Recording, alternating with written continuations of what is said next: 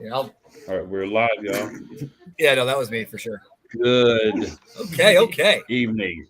So this is Thursday, so this is not the normal night that you see me live here, right? Play callers. But Right. there's this crazy thing happening tonight. It's called the NBA draft. So I got a few of my fellow contributors here.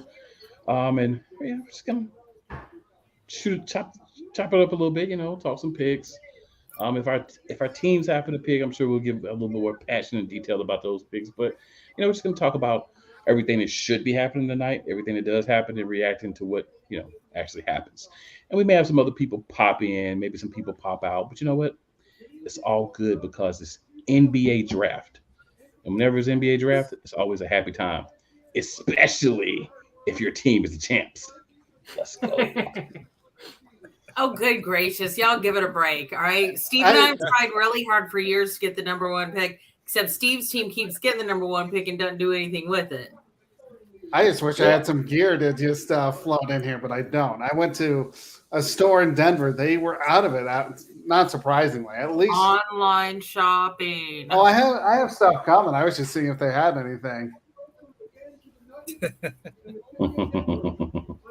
I like guys, a hard time, you guys. I don't know. Just so you know, we're really buddies. We talk every day. Yep. So real quick, guys, we're gonna pop the quick intro to let everybody know who may not know who we are, and then we have a little special thing for me and Jordan that we're gonna play after that.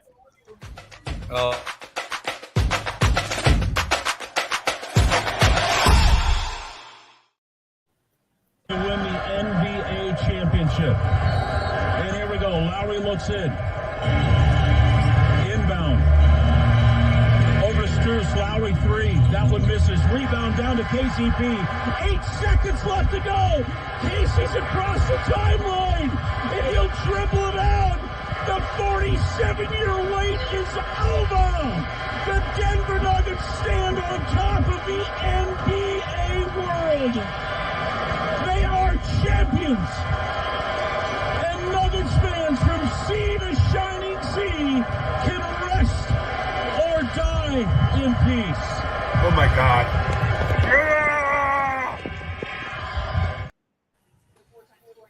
Jordan, how does that make you feel, man? I'm still smiling, man. I mean, that's the first time I've heard the radio call, but I mean, I'm still smiling. I still remember how I felt that night. I mean, I was totally excited. I'm still excited. And Jordan, I have one thing to say to you, sir. Oh, my brother, testify. All right, let's Yes, get sir. to Megan's Happy Spurs days in a second. The first All right, so about to be in. Well, we know who they're picking. we know the first draft pick is. Like it's Oh yeah, we all know. there's no excitement. That's fine. Instead of talking about what we know is going to happen, how about we discuss some of these trades that have been just dropping like crazy the last day or two? I'm So, confused. Let me first introduce everyone for those who may not know. So we'll start beside me with my guy Mike. How's it going, Mike? It's going well. How are you? How's things going? Thanks for the invitation. I appreciate it. No problem, man. We got to have some good analysis along with the all tomfoolery and haberdashery that's spread around everywhere else. So definitely got to have a guy that's going to give us some good analysis. And beside him, we have our resident Golden State Warriors guy, Steve. How's it going, man? It's been a while. What's up, man? Yeah, it has been a while since I talked to you. Cool. How you doing, man? It's good to see you. I can't complain, man. Nobody wants to hear it if I do so. No, you can't complain for sure. I mean, my two teams, we got the Pistons and the Warriors, and the Pistons had the worst record in the league and still get the 5th pick. So yeah. How do you do that? Happens, I mean, that's what the lottery does, though, unfortunately. That's what the lottery does to you. I mean, they've had, 4 top 5 picks in a row. So, I mean, it's their own fault, obviously. But, And then we have our other Denver Nuggets fan that we have on right now. And that's Jordan. Jordan, how is it going? I'm still good. I mean, I'm still on Rocky Mountain High, as we like to say. I don't think I'll get off of this high until we actually play game 1 in October, November? I don't think I'll get off of this high until we're no longer champions. Well, that's a good point, too. Because you know what? Don't tell us to act like we haven't been there before, because we haven't. So we're not going to. Yeah. So matter of fact with that. Wow. And Jen, we've got our lady in the house, Really? our Celtics Yes. slash Charlotte lady. How's it going, Jen? Really good. How about you, Cole? I love seeing your face. Yours too. It's good to see you. Good to see you Good to too. see you. And So, Mike, it's nice to meet you as well. You as well. Stephen Jordan, I see y'all all the time. Whatever. That's true. I feel the love, Jen. I hear that. I hear that. So now that I've introduced everybody, let's talk some trades. So I'm not even going to talk about a specific trade. I'm just going to leave the floor open and let you guys talk. Mike, we'll start with you. What trade would you like to discuss, and what are your thoughts on it? Because it's been a couple, right? So whichever one tickles your fancy, sir. Well, sort of what we were alluding to before about the Chris Paul trade and what was really taking place there. That seems to be one of the ones that is everyone's shaking their heads like, what happened here, and why is this? Why did this occur? And all these moving parts. So one of the questions I had that I thought of when I was out on the track earlier tonight was with the new GM coming in, was this his deal, or was this something that was already where the chess piece is already out there prior to him taking the job? Because if this is his deal, this is a bit controversial for him to actually come in on this particular trade, in my opinion. I just thought that, never mind the fact that this was supposed to be, wasn't it supposed to be the son's job? And dad stepped in and said, we're not going to go there. So we brought somebody else in.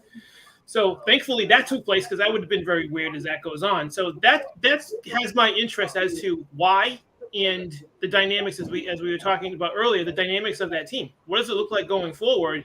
And it doesn't look encouraging. That is very true. Steve, what do you think about that, sir? Well, it's. I'm assuming that it's Mike Dunleavy Jr., the new GM for the Warriors, trying to get Jordan Poole off the books for 4 years, 125 million guaranteed, any way that he could. Now, getting Chris Paul, who's 38 and also makes obviously a lot of money himself, but at least it's just for this year. Next year, you can get him off the books if they don't do what they did with D'Angelo Russell with the sign and trade, where they had D'Angelo Russell for half a season and basically turned him into Andrew Wiggins and the pick that became Kuminga. So best case scenario for the Warriors, that would happen again.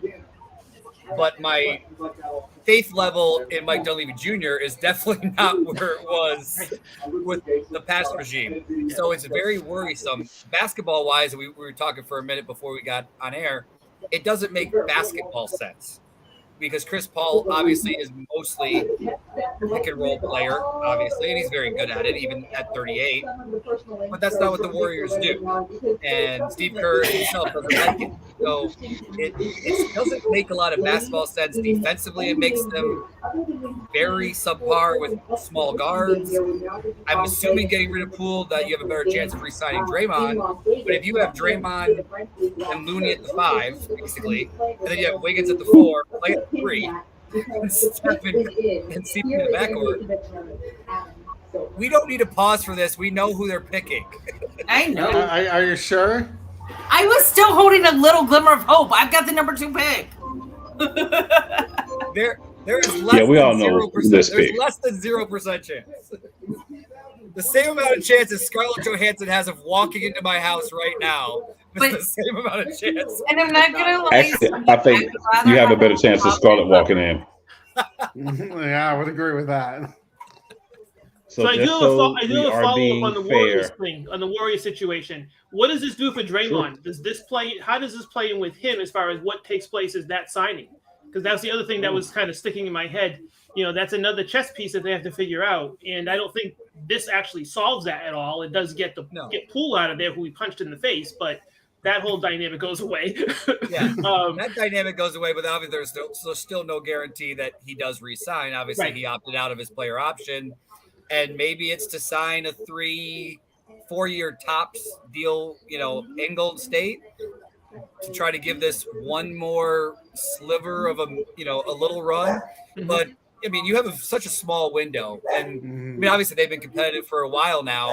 And I personally thought, in fact, I said on the sip off carousel or whichever one, probably both last year, I really believe that Wiseman, Poole, Kuminga, and Moody was going to be their next core four to move them forward. Two of those four aren't there anymore. So, it's just you have to try to get one more championship out of the deal, but that's going to be really hard to do. Well, it is. I mean, you look at who's, the Nuggets aren't going away. No. The Grizzlies, I think, will still be, no matter what happens with John Morant, they're still going to be a top 3 or 4 team. The Suns, they're rebuilding. I don't know what to make of them. Your best case scenario is to be a 4 or 5. Really, is what I'm looking at. Well, you have the Kings and OKC both getting much better and coming. Denver's not going anywhere. Phoenix is going to have a year of KD, Booker, and Beal playing together. So they might have to win every game 135 to 130, but I mean, those three can do it. So yeah, obviously the West is no cakewalk, which is why last year the Warriors did have to win because it was their best chance. Everything fell perfectly.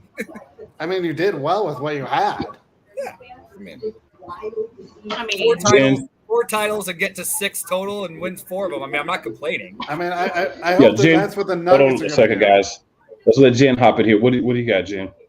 I was just going to say on the Grizzlies topic, like they actually have to do some house cleaning because their talent level is there to be the champions the last 3 years. There's carcinogenic behavior in that locker room, and they got to clean that up because otherwise they're going to stay stagnant and they're going to stay medium and not go forward until they do. That's all I'm going to say. Well, here's a point that's important that people need to think about with Memphis. Who was the best player on that team when John Morant was not there? Oh, what's his name? I see his face. There's only 2 guys that you could probably make the argument for. He started a fight with Shannon Sharp, and then Jaws Daddy broke it up. So the 2 guys that I think you can make an argument for is Dylan Brooks, who's not there anymore, and Tyus Jones. Yep. Oh, true. And what's the thing about both of those guys? Steve just said it. They're not there. Yeah, they're not there. So now you're expecting Jaren Jackson Jr., an older, offensively flawed guy that's traded in from Boston, right? And some other pieces. And they have a young guy that should be back at some point. If we're looking at history, probably later on in the year. This is not going to be as strong of a roster as Memphis had this past season. Right. Without Ja, this team is in a lot of trouble. And even I think even if you have Ja the whole year, I think they still take a step back because of the other teams that took step forward. Yep. Don't have him. You don't have him for 25 games. And I mean, I said this the other night on my podcast, and I'll say it again. Ja's daddy needs to spank his bottom, not to hurt him, to embarrass him, and to make him ashamed. Because if I behave the way he did, I'm 45 years old. Don't think that my father would not bring me across his lap at my age. I mean, but if Ja's dad do that, he might get beat up. Huh? If Ja's dad does that, he might get beat up. Ja actually respects his dad, I think. I'm just not sure the 25-game suspension is going to really do much for him to learn his lesson either. Well, he's 5 games shy of Miles Bridges suspension, which Steve, but you know what? He deserved it. And who do we know that he wasn't actually? I know it was like a fake gun, it was like a lighter or whatever. But how do we know he wasn't like trying to intimidate somebody? Well, it doesn't matter if it was real or not. It looked real to me. Exactly. How do we know he wasn't trying to intimidate somebody? Right. I know. I completely agree with you, Jen. Yeah. Yep. All right. So, guys, we were past the number 1 pick. We knew that was Victor Wembanyama. I was not going to waste any time discussing that. We knew who that was. So now things are starting to get juicy. The Hornets pick is in. Panthers, Hornets. What's the difference? Is it football season? Who do you think is going to be? We're almost there. Who do you think is going to be, Jen? I want Scoot Henderson because there's rumors we're getting Miles back, and I already have one with nefarious character.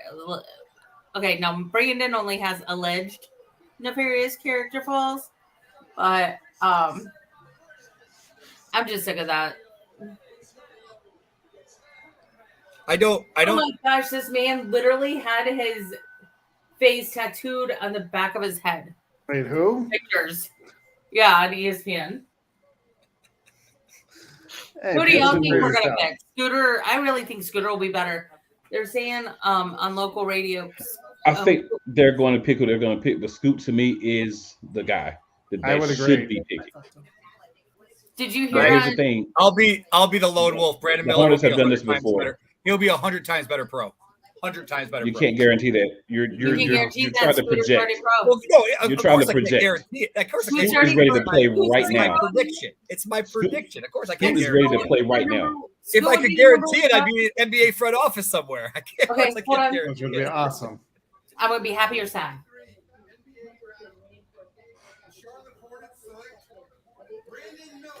Oh, Wow. all right. Well, that means Henderson is going to go to Portland. But then I what knew does it was that going to mean? be Brandon Miller because that's who they've been saying for the last It makes probably more 48 basketball. hours. It makes more Well, basketball It sense. actually Right. makes to me it makes extremely less basketball sense, and I'll be the first one to say this. This is what the Charlotte Hornets do, and this is why the team is not good. Yep. You're bereft of talent. You can't score enough buckets. You can't do the things that need to be done to make guys great players. You Right? want to know? You need guys who already have the mind state confident in the beginning. Instead of going and doing that, what are you doing? Well, and here's the thing, Cole. I don't know if you heard this on the local talk show this week. They're like, if he gets Scoot, he's going to end up making the Melo the number 2. And I was like, So guys, Wouldn't be the worst I am thing. going to add Megan in here for a minute. I know Megan has limited time with us. Second, I'm going to pop Megan in. Megan, Hey, man. Hello. How's everybody doing? So I know it was no surprise that Victor went number 1, but it was really surprising that Brandon Miller went number 2, in my opinion. I felt like Charlotte is messing up. Like, I think they definitely should have gone with Scoot. I am all by myself. I am on a Brandon Miller island by myself. It's not for lack of talent. Hold on, it's not for lack of talent. They have enough problems on that team with criminal problems. Like, they have enough of that. So it's not based. Yeah. Where's Cole? He left apparently. He's letting Megan take over. Pretty much, yeah. We're all not doing, that's what I was saying. we're all not doing as well as Megan anyway right now, so we're just letting Megan. I'm so happy. No, like, did you see his emotion? He was crying. Like, I want to cry with you too. He gets to play for Pop. Of course he's crying. Oh no, he was so excited when he heard that we got the number 1 pick. Like, he already knew, like, it's gonna be so good. Like, I don't expect us to be like a good team next year. I think we'll probably sit right about 500. But in 2 years, get with us. Like, we definitely gonna be back at the top. The only thing that scares me about him though is his size at 7'5". We saw Yao Ming, for sure. screw up his knee. The Portland guy, I can't remember his name. He screwed up his name. I mean, there's so I could go on, but yeah, Greg Odom. Yeah, no. Odom and Chet, like, no, I agree. There's definitely concern because he's real thin. Like, Greg wasn't thin, but like Victor is real thin.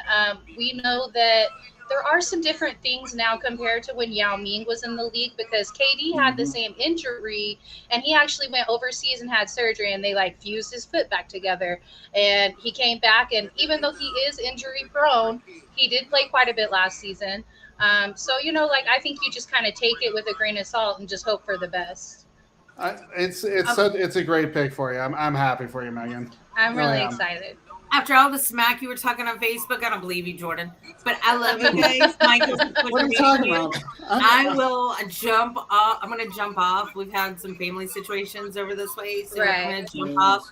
I'm going to try to congratulations on your pick, Jen. Like, it's not. Why are you I know you. I'm just saying, like, I know that, like, we were on the same page, like, just as far as, like, not wanting another troublemaker on the squad. You already had problems with Bridges, like, and it looks like y'all might re-sign Bridges, like, and then you just want to throw somebody else in the mix who is in a lot of trouble. So at least Miles will have somebody to give them guns. Athleticism wise, it's an excellent pick. It is, but like we've been talking in our Three Chicks chat, Right. it's just something I'm not that. But Brandon is epic, and until because what happens if he gets locked up? You know what I mean? If he gets locked up, it's a waste of a pick. Well, and then that's just like that's in the Charlotte's history. And here's my thing. I've got so much more to say on this, but I have an idea about our show too, by the way. I'm gonna pitch it in a little bit. But oh gosh. I wondered, and this crossed my mind earlier. Do we think that the Hornets actually paid for PI to really investigate before they did this? Tepper's done that before. Tepper's known to do this. And do we think that the charges against Miller may be dropped? And that's why we went with them. I don't know. I have no idea. I know, in the NFL, and as you know, they definitely investigate this stuff. So who really knows? Maybe they did do their digging. Maybe he will have the charges dropped, and that's why they picked him. And Memphis PD, which is where he allegedly got the gun, did put their support behind Brandon Miller. So that came out 51 minutes before we started the show. So that's a good sign right there. Yeah, I will say that. And no, Steve, you can talk smack to me on the Sip Off and on the NBA Carousel next season. Megan Price's NBA Carousel. Everybody check it out. That's right. Or the other way around. Either everyone's going to be all up in my business about Brandon Miller, or I'm just going to be loving life. So, hey, you can talk smack to me, okay? If I'm on the show, dude, I'm going to be still, Portland is about to pick. Okay, so they took Scoot. That's the interesting They're all in one on because of fucking Dame what they too. do with Dame. Well, what are they going to do? Yeah, that's what I was going to say. Is what are they going to do? Are they going to trade him now, or are they going to keep him? Yeah. All right, guys. It's so emotional to watch these young men. It really is. Hey, Mike, I have a quick question for you before I bounce. That's a great do you think that if we do sign Miles again, it's just to get more picks next year so that we trade and get more picks for him? Because he's an amazing talent. He just sucks as an individual and should still be in jail. So, where did Scott go? Who? Steve, I'm sorry. Because he's the only one that takes shots with me. To get beer or to get a shot? Who knows what he wants yet? You do a lot of basketball analysis. So do you think that's why we would re-sign him if we did? I think so. Yeah, I think that's where it's going to come down. Okay. Again, you're rolling the dice there a bit as far as what's really the status of all of this. But if that's, I believe that's what the end game is on some of these trades in general. That some of these trades were Steve, you want to take a shot as time goes on. Sure. And it's not so much about the player that came to them; it's about the future in those picks. Hold on. Let me be prepared for you, Queen. Thank you, Mike. Okay. I'll come back on later on when we hit the Celtics. But I have to go take care of my family. Yeah. We'll talk later on. And thank you, Mike. I hopefully agree, and I hope we really don't get them. Bye, y'all. Bye. We'll talk to you soon, Jen. Bye. All right, guys. So we are at the third pick, Scoot Henderson, who should have went to the Hornets. For me, it's not even the legal issues. For me, you're bereft of talent. We're looking at guys who can come in right away and contribute. LaMelo Ball is like a 6'8" point guard. He can guard shooting guards in this league. You put Scoot in the backcourt with him, you got a guy that attacks the basket. You got a guy that's aggressive. Yeah, he can work on his three, but guess what? You can go out and get guys that are 3-point specialists for $2 million in free agency, right? I mean, you can get guys later in the draft. You can trade back into the draft and get a guy who can only shoot threes, and that's a special. To have the chance to get a guy that has the right mentality does fit a need, because while we want to say Charlotte, oh, they need a small forward, they need this, they need that. Charlotte needs a big and guys who can drive to the basket and make shots and attack the goal. Scoot Henderson fixed both of those. Everybody wanted to talk about fit. So here's the thing with fit. Fit is very simple. You play them together at times when Scoot's ready. Until Scoot's ready, LaMelo starts. Scoot comes off the bench. He plays with the second unit. You can minimize LaMelo's minutes because he's a guy that's been a little injury prone. So is he going to make it through this entire season? without being healthy, without getting hurt. He hasn't showed us he could do that yet. So why are we not getting another guy? Because I don't care how many other guys you bring in. If you don't have another lead guard on that team, LaMelo gets hurt again, you're trash again. Mm-hmm. This was not a good pick by the Hornets, and this is what they do. Yeah, They pass up on the talent that they need. Right? I think it comes down to that facilitator that we've talked about, right? Sort of that pure point guard that doesn't really exist in the league at this point, but there are a few around, and I think he would have fit that mold. And giving you I think this is kind of confusing for Portland too, though. Like, what are they gonna do with Anthony? Because Anthony is basically Dame's backup, right? So, who are you moving? But then what are they moving? Damian I think you're moving Dame. I think you're moving Dame. I think so. I think so too. I believe, this does say. I thought they were either trading this pick or trading Dame or trading Dame. One of the two. Moving picks would have made sense to actually get some more talent around Dame, but now I agree with you, Steve. It looks like they are going to trade Damian. And obviously, guys, I'm going to duck out and kind of get back to my draft party. But I just really wanted to pop in. No, thank you. No, I just wanted to come in and kind of close to my pick and just say thank you. So excited, and thanks for everybody that helped get me through this past season. 22 wins was rough. It was really rough. I'm off suicide watch. Y'all enjoy the draft. All right, see you, Megan. Bye, guys. Bye. Now, Martin, what's going on, man? What's going on, my guy? You've been pretty quiet over there, man. What do you think about this first three picks? Lay it on us, dude. Lay it on us. Let's go. Honestly, I mean, I already know what the number one pick was, but just like everybody else, I was hoping that Scoot Henderson went number 2. But listen to Jay Billis push Brandon Miller all day long. I mean, you can fault Jay Billis for that because he was pushing it. Even on the countdown, he kept pushing it. And I just think that, for all the things that y'all have discussed, I just think that Charlotte should have went with Scoot Henderson. It was the obvious pick. They should have went with him. And now they got to figure out what to do next. Always trying to figure out what to do next, man. That seems to be the thing, right? Well, what to do next? Never making the right decision now. Hopefully, my boss can figure it out something. Well, Cool said it best. Where you said that you thought that the only reason why you said that maybe you thought Miller would be the pick is because you thought Charlotte would mess it up. I thought that Britt Miller was the better player, and I still think he will be the better pro. And I guess we'll find out if everybody's right or if I'm right. Yeah. But here's the thing. You said you still thought they were going to go with Miller because you thought they were going to screw it up, which would be a Charlotte thing to do. Because I think the thing Jordan still you have to look at the player. Had a say in this. Yeah, he has a lot of say. He has a lot of say. Jordan still had a say in this pick. Well, here's the thing. So, and this comes straight from Charlotte media. Here's the thing. And Martin, I'm sure you've been listening. You can back me up with this. Here's the thing. Jordan did interview both of the guys. He talked to both of the guys. He gave them his thoughts on the guys. But this wasn't a Jordan decision. Right. Jordan had input, but this wasn't a Jordan decision. Right. See, everyone has the misinformation that Jordan had a lot to do with the picks over the years. Jordan put people in place and let them do their job because that's what an owner does.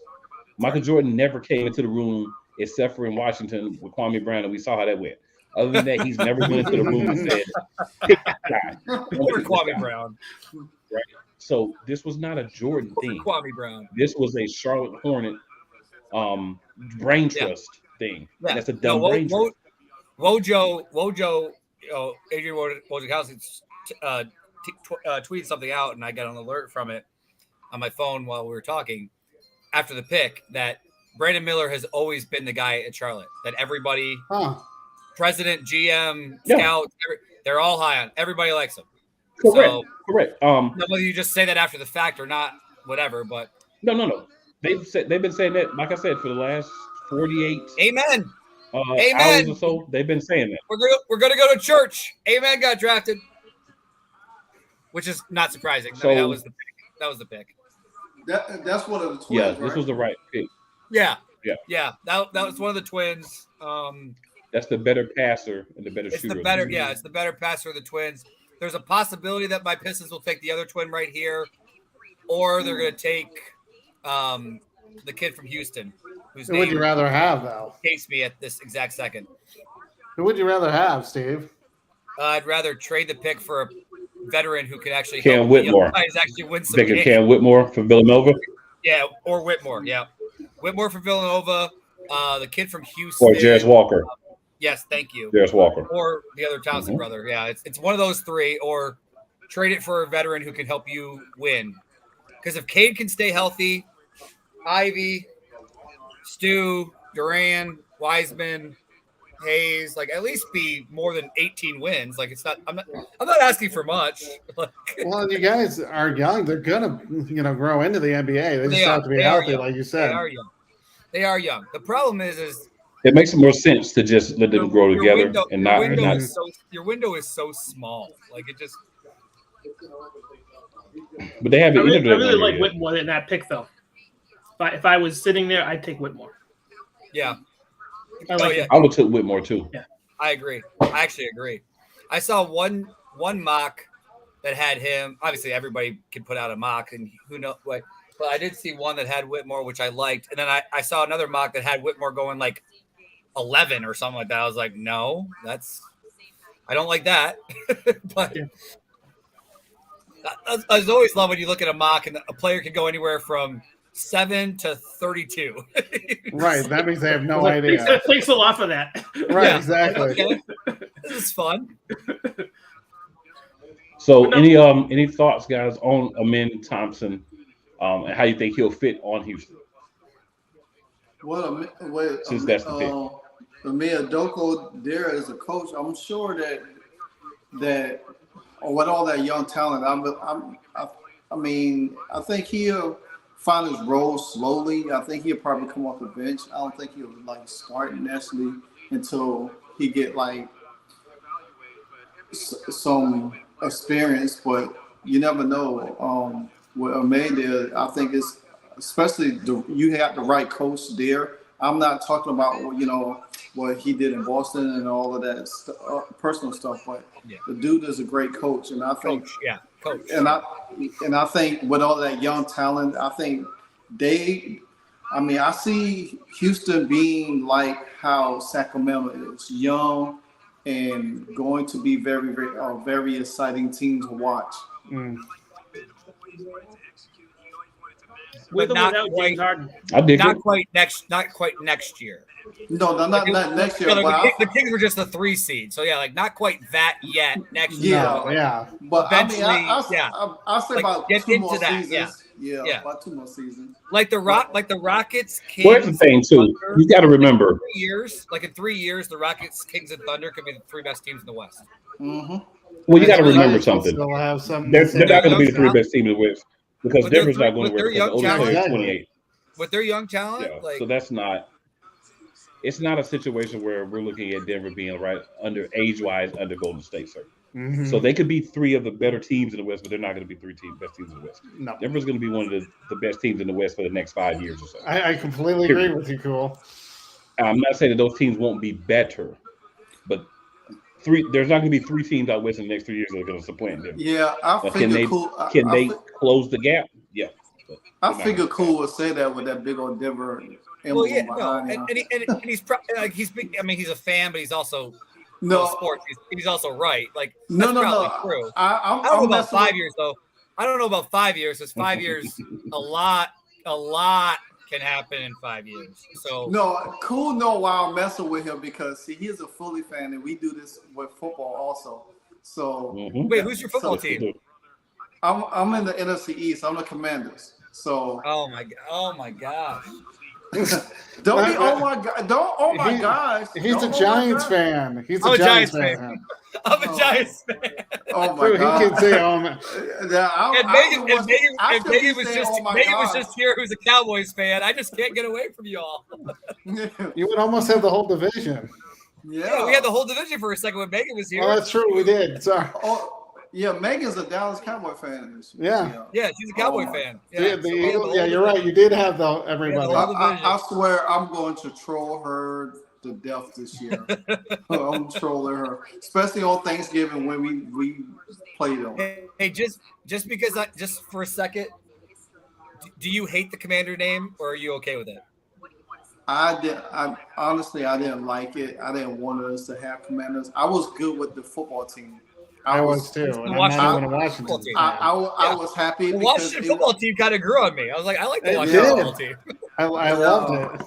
Because like I could use the the WFTS, and then if they mess up, I could say the other word backwards. Right. You know what I'm saying? Yeah. So, all right, hold on. All right, the Detroit pitch is in, guys. If somebody has their TV up, because somebody turn their TV out a little bit. There he is. Twins go back to back.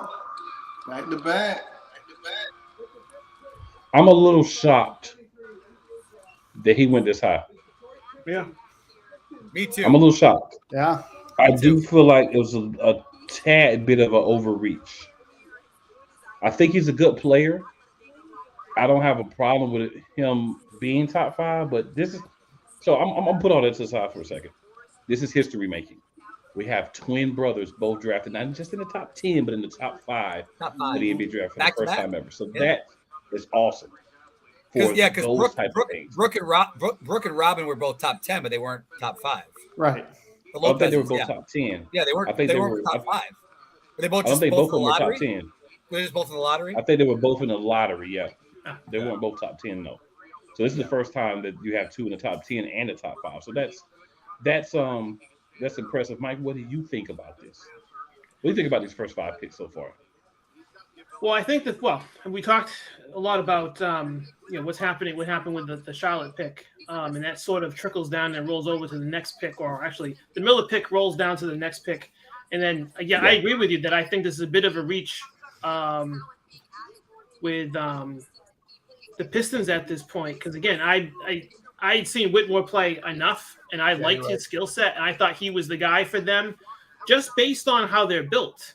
And I'm not really sure where this actually fits as far as a need. And we've been talking about guys who are, going to be good pros. Are they going to be a better pro than this guy? It also comes down to the mix, right? What's the coaching staff? What's going to be the philosophy and how that plays out down the line?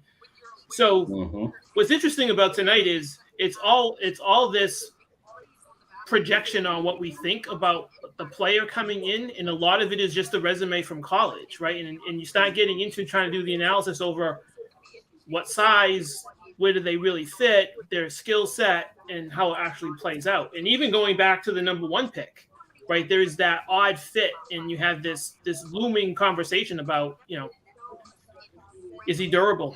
Right? Is he going to be able to kind of hang in? So I think it's been interesting watching all of this. And, when you start to see picks that start to impact the next pick, because now Whitmore, where does he fit? Is he going to be top 10?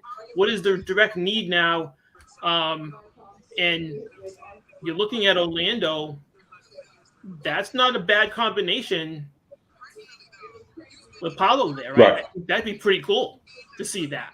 And then you're talking about another young core, which I think is, again, what we've been focusing on tonight, about all these teams that have young cores and how do they develop, and they develop together, and you start to have that nucleus coming forward, hopefully.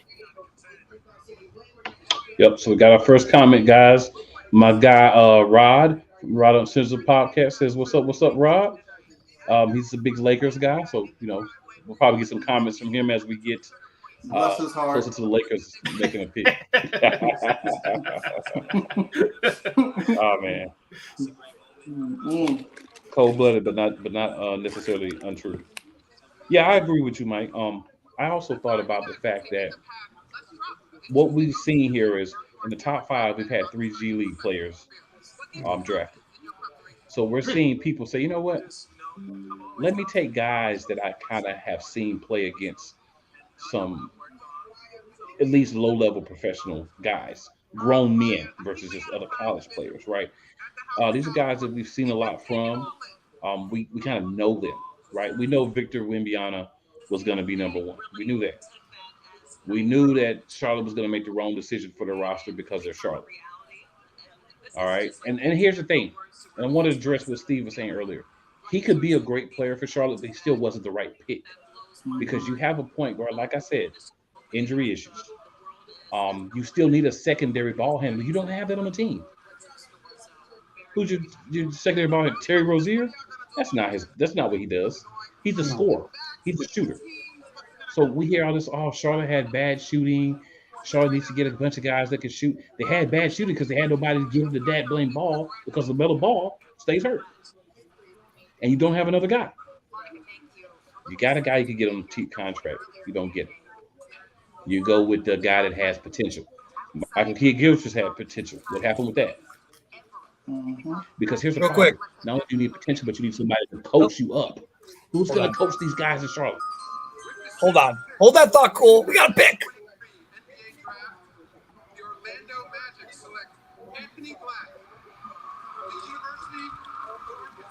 Okay. Before we talk about Anthony Black, if anybody wants to talk about Anthony Black, the point that you just made, they actually just made on the broadcast like 30 seconds before that pick.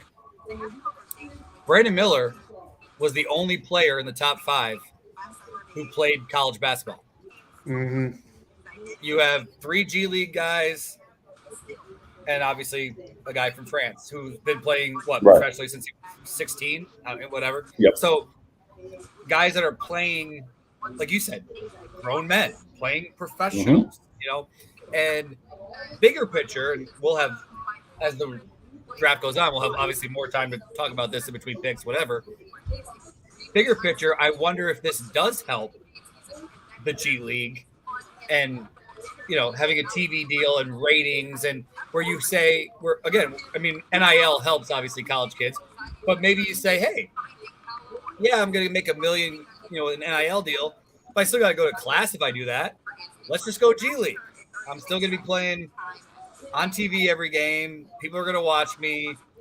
I'm technically a part of an organization because every team has a NBA affiliate. So you have professional coaches, scouts, video people, weight room people, nutritionists, blah, blah, blah, blah, blah. So maybe it helps more. I mean, we see it in baseball. We see it in hockey, obviously. The best of the best usually don't go to college. They'll go play the minors and, international leagues and various sports and go up, that way. So maybe it happens as a more of a feeder system. The G League becomes more of a feeder system. The NBA probably wants that, I would assume, because they don't make any money from college. So I'm sure the NBA wants that.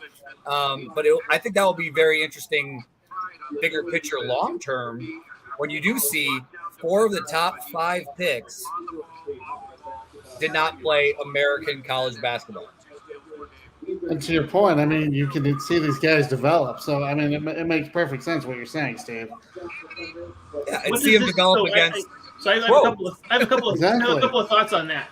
So, what does that do for the NCAA, as you were mentioning, long term, right?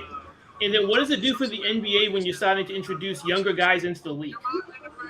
So there's 2 things there that's worth watching. I think the NCAA thing, is probably more interesting just because of the fact that you're right. The opportunity for college kids to make money, you're right. You still got to go to class. You still have to conform. You still have to do some things, right? So, there's been discussions for a while now that the NCAA overall is just going to just dissolve, right? The feeder system and what is actually the legacy of the NCAA is going to look completely different in the next 5 years, the next 10 years. So I think that's pretty interesting to watch, where you start having younger men coming into play. And I wonder what that does for the sport overall, because I've been fighting with the fact, just watching some of this over the last 5 years, where it's on the job training, where you're trying to develop people and the window closes pretty quickly, that they're not waiting the length of a contract, obviously, right? It's like 1.5 years. You can't perform, we're moving.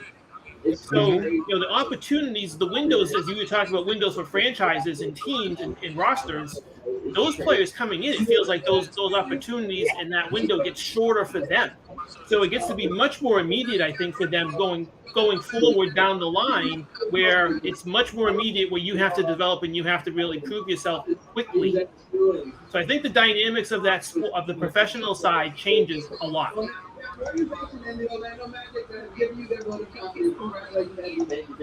Right. Definitely makes sense. Any thoughts on this pick by Orlando, guys? We're about to have an Indiana pick too.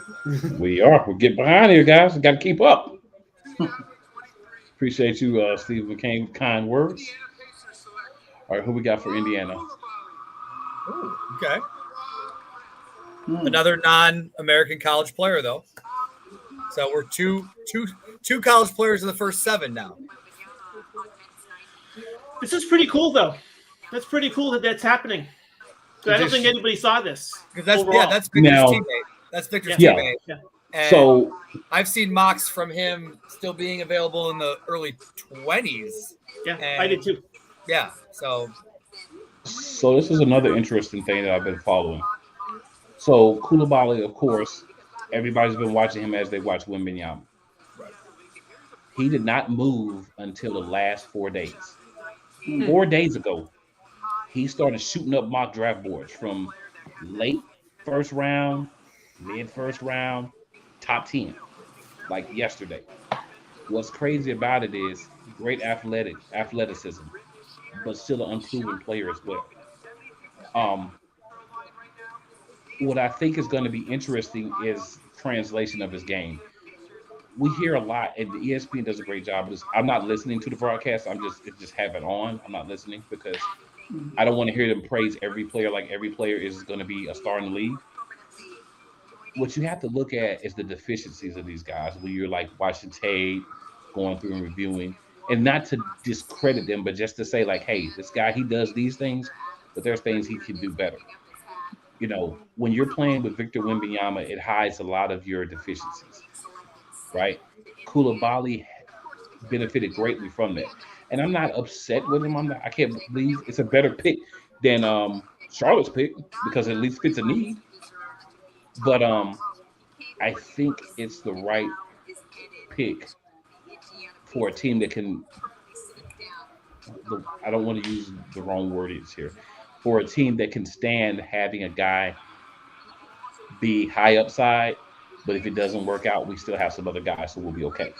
I think that's that point where it's like, all right, this is what I really need to look at for the franchise. The Pacers were never one player away.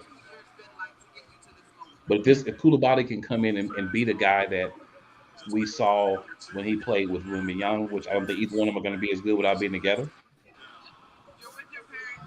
then great. But if you can't, it's still fine.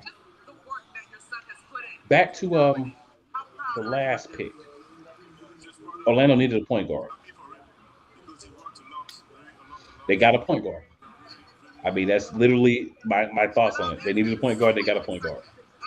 I don't think it was a poor pick, but I think it was the best guard available. Second college player that was picked. And we'll see if he's as good as advertised. And then the floor is open, you guys. Any thoughts that you guys might have? The guy that just got picked, Kuble, whatever that's his name. He reminds me when the Bulls drafted Ayo. He kind of reminds me that. Yeah, he kind of reminds me of him a little bit. I think because when the Bulls have put their team together, when they got DeMar and all of them, and Ayo, he was on the bench. He was contributing small, but when Lonzo went down, he had to step up early, and he kind of like had to play a long season. I think with him, he don't have to play right now. I think the fact that they don't have to throw him in because they have other pieces that could mask him out. mask him so that he could still have that chance to develop. I think he might go. They might have him go down to the G League and play a little bit to build some confidence and get some playing time. So, but I do see a little similarities with him and Ayo a little bit. So unfortunately, Ayo had to play quickly because of what the Bulls had at that time. Makes sense. I think this pick here is going to be Cam Whitmore because I think that they're not going to. And if they make the pick Cam Whitmore, what that tells me is that Kyle Kuzma will not be back. I would agree with that. Yeah, I agree with that too. Well, didn't Kyle Kuzma was going to opt out of his contract? He already did. Yeah, he's opting out. That's what I'm saying. He opted out, but I'm saying if they pick the way that I think they're going to pick, which is a guy that most people had in the top 5 in Cam Whitmore for Villanova, then you can put him out on the floor on a bad team and let him play. And you don't have to bring Kyle Kuzma back. Let me ask y'all a question. What's y'all thoughts on Jonathan Kuminga? I don't have enough information. That's exactly what I was going to say. Because I heard... Because all he does is he sits over here like we are right now. The Wizards picking, and I'll chime on that afterwards. And this is for the Pacers. This pick is for the Pacers.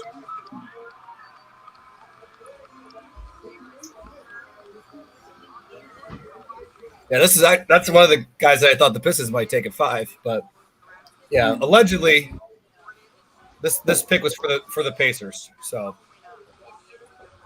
that's the only way this pick makes sense.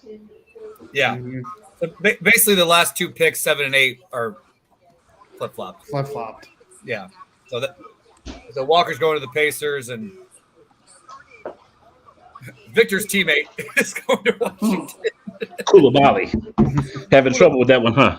You got all the pronunciations down. I was just going to call him BC. So you got all. We would understand. You got all the pronunciations down. I struggled for a minute, but I think I had got his name right. Yeah. I was listening to Dan Patrick's show today and at work, and they was trying to come up with all kind of nicknames for Victor.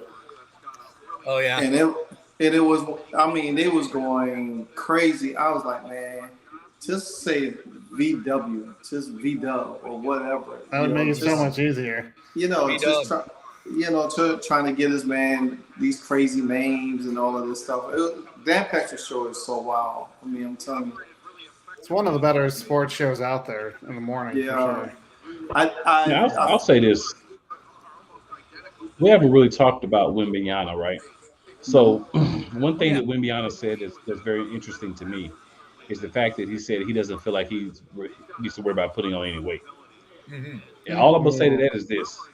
When Jokic backs you down, when Giannis backs you down, when Steven Adams backs you down, right? And it's a long list of people. Aaron Gordon backs you down. So many guys. Yeah. Embiid backs you down. So many guys back you down and put their elbow into you or their shoulder into your little small breastplate. I mean, heck, Kevon Looney and Draymond Green can back him down. He's 215 pounds. I mean, he needs to put up some weight. He definitely needs to put up some weight. The question is will he? And it just sounds like he won't. So how are you going to succeed down low in the NBA at his size and his weight? Or his weight, I should say. Now that he's going to play that way, he's going to be a small forward. Now that Megan's gone, does anybody think he's going to be a bust? I don't think he's going to be a bust. I don't think he'll be a bust, but again, my concerns is just his height. Yeah. As long as he can be durable, I don't think he'll be a bust. I don't think he's going to be a once in a lifetime generational. I don't think so either. Can't miss, amazing, whatever. So in that terms, I think he'll be a bust, but I think he'll be a very, very good player. Yes, I don't think he's going to be the best player in the league in 2 years, and I feel like some people believe that, and which is unfair to him. Obviously, it's going to take time for him to develop it at the NBA level, anyway. But I mean, if he doesn't in 3 or 4 years and becomes a shooter, I can see him as an all-star, but not as like this once in a generation. Absolutely. I think I don't by no means do I think he's gonna be out of the league in 3 years. I'm just saying. I know. He's not gonna be. What do you say, Martin? Well, I think he could have been on that bus cuff if he didn't get drafted by San Antonio, because I believe that's a great point. I believe in Popovich, and the way Popovich has developed the players back then, and I think he's in a good position. If he was going to Chicago with Billy Donovan, I would have questions. If he even went to to the Orlando Magic, I would have had questions. It would have been questions about him, but I think Popovich knows how to prepare a person.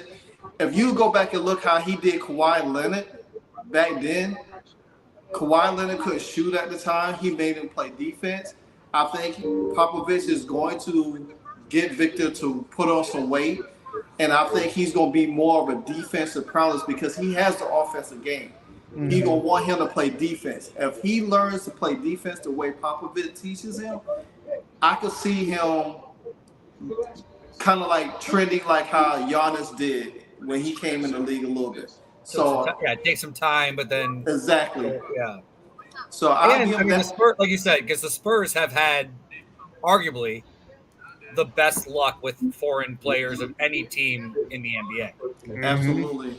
And usually, like Manu and Tony and some of those guys that are like second round picks, and then they become Hall of Fame players. This one's kind of Mike, talk to us a little bit, Mike. What do you think about what we have going on here? What do you think about Wembanyama and his last couple of picks? Well, I'm concerned with the San Antonio pick, and the reason why is I have real issues with that guy and his size and how durable he's going to be. And I know that's not unique, right? That's not a unique thought amongst us. But I have some issues with that because yes, he's been playing professionally for a while, but he hasn't been played in this league, right? He hasn't played something that's been a little bit more physical. Guys are a lot more athletic than he's going to be accustomed to. So I think it's going to be a longer adjustment for him where I think his skills are good. But I do think playing in this league and the way the league plays overall and the depth of talent and the depth of athleticism in the NBA is much different. So he's going to have to play every night, and that's a little bit different than what he's used to too. So so that's I think it's going to play out, and I think he'll be okay.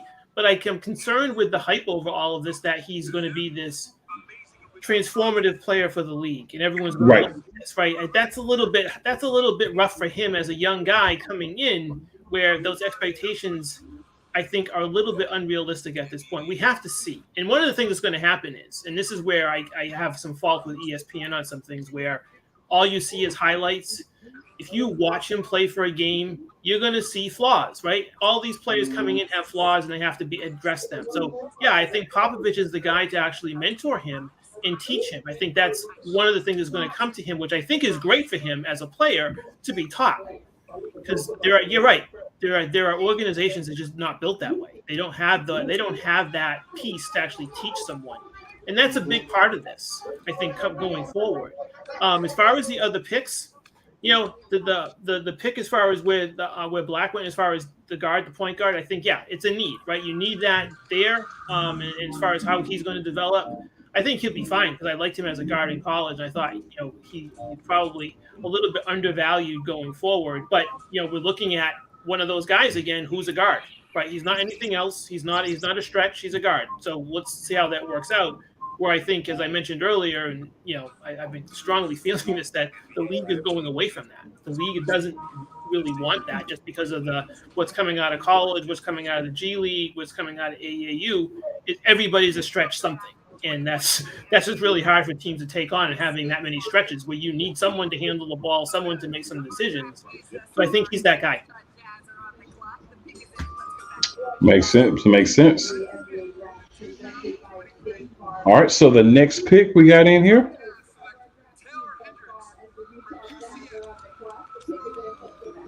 Interesting. So a guy that most people had the top 5, we're still looking at here. Right now, it hasn't been drafted. Very interesting. Very, very interesting. But we've had some guys rise up. So, I mean, obviously, if you're having guys rise above where the expectation was, somebody's got to fall a little bit. So now it's kind of that story of, all right, where does Cam Whitmore go? Who's getting Cam Whitmore? I'm surprised he's still here, to be honest. I said that agree. earlier. I'm just surprised. Yeah. Well, that's the greatest thing about the draft is you don't know when these guys are going to fall. Yeah. Absolutely, absolutely. What y'all thought? Everything after one. Yeah, everything after one in this draft. Right, exactly. Not one we knew, and then everything after that.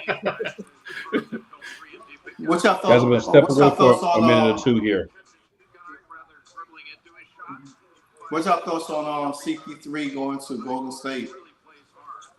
Well, I think it just gives him the veteran presence. That's all I think. I mean, Steve is our Golden State guy, so he can talk more about it. But I just think you had to get rid of Poole to get a contract. Mm-hmm. The question is what do you do with Draymond now? Because now you have the money to sign Draymond to a larger contract, like Steve was saying earlier. Yeah, I mean, you do have. Yeah, I mean, you have the money to. Obviously, Draymond opted out. Now you have the money to re-sign him if you want to, without having Jordan Poole's 4-year, $125 million contract in there. And thanks to the Larry Bird exception, you can re-sign obviously your own players and go over the cap, which obviously the Warriors are with some of their big contracts. But basketball-wise, to me, is the question. Like, it just doesn't make basketball sense to me to have Chris Paul added to that team.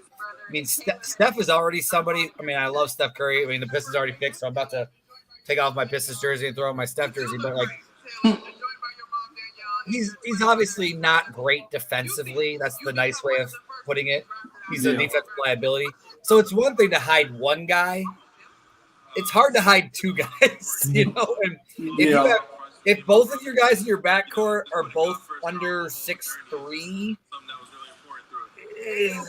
and Clay's gonna play the 3, and Wiggins is gonna play the 4, and Draymond's gonna play the 5, like in crunch time. Like, I'm sure they'll find some way where Chris Paul probably won't even start. Truthfully, they'll probably start Steph, Clay, Wiggins, Draymond, and Kevon if they re-sign Draymond. But yeah, it's just a whole lot of questions, and I could try to just talk myself into it, but I was like, I'm not crazy about it. Like, I thought they had something else in mind, and then of course, the GM said, "Oh, we envision having Chris Paul part of our whatever." But of course, 2 days ago, he said we look forward to having Jordan Poole here for the next 4 years. So you can never listen to what people say. But I agree.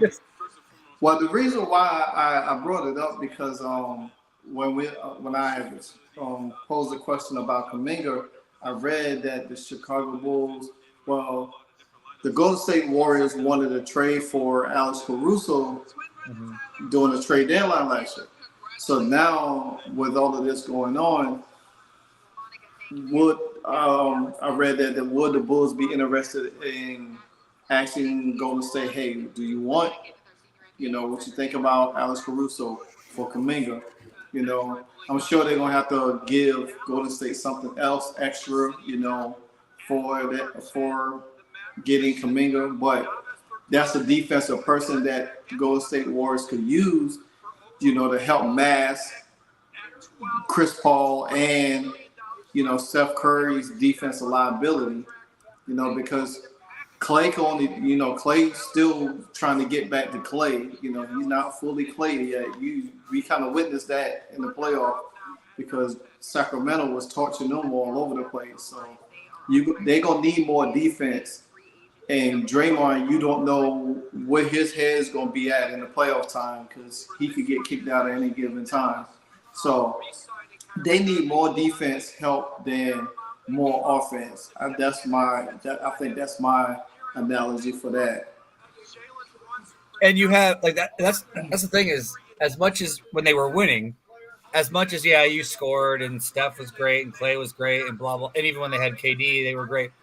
They were also the number one defensive team too. Like that was part of. And now I feel like you have a lot of liabilities, and especially in a league where 19.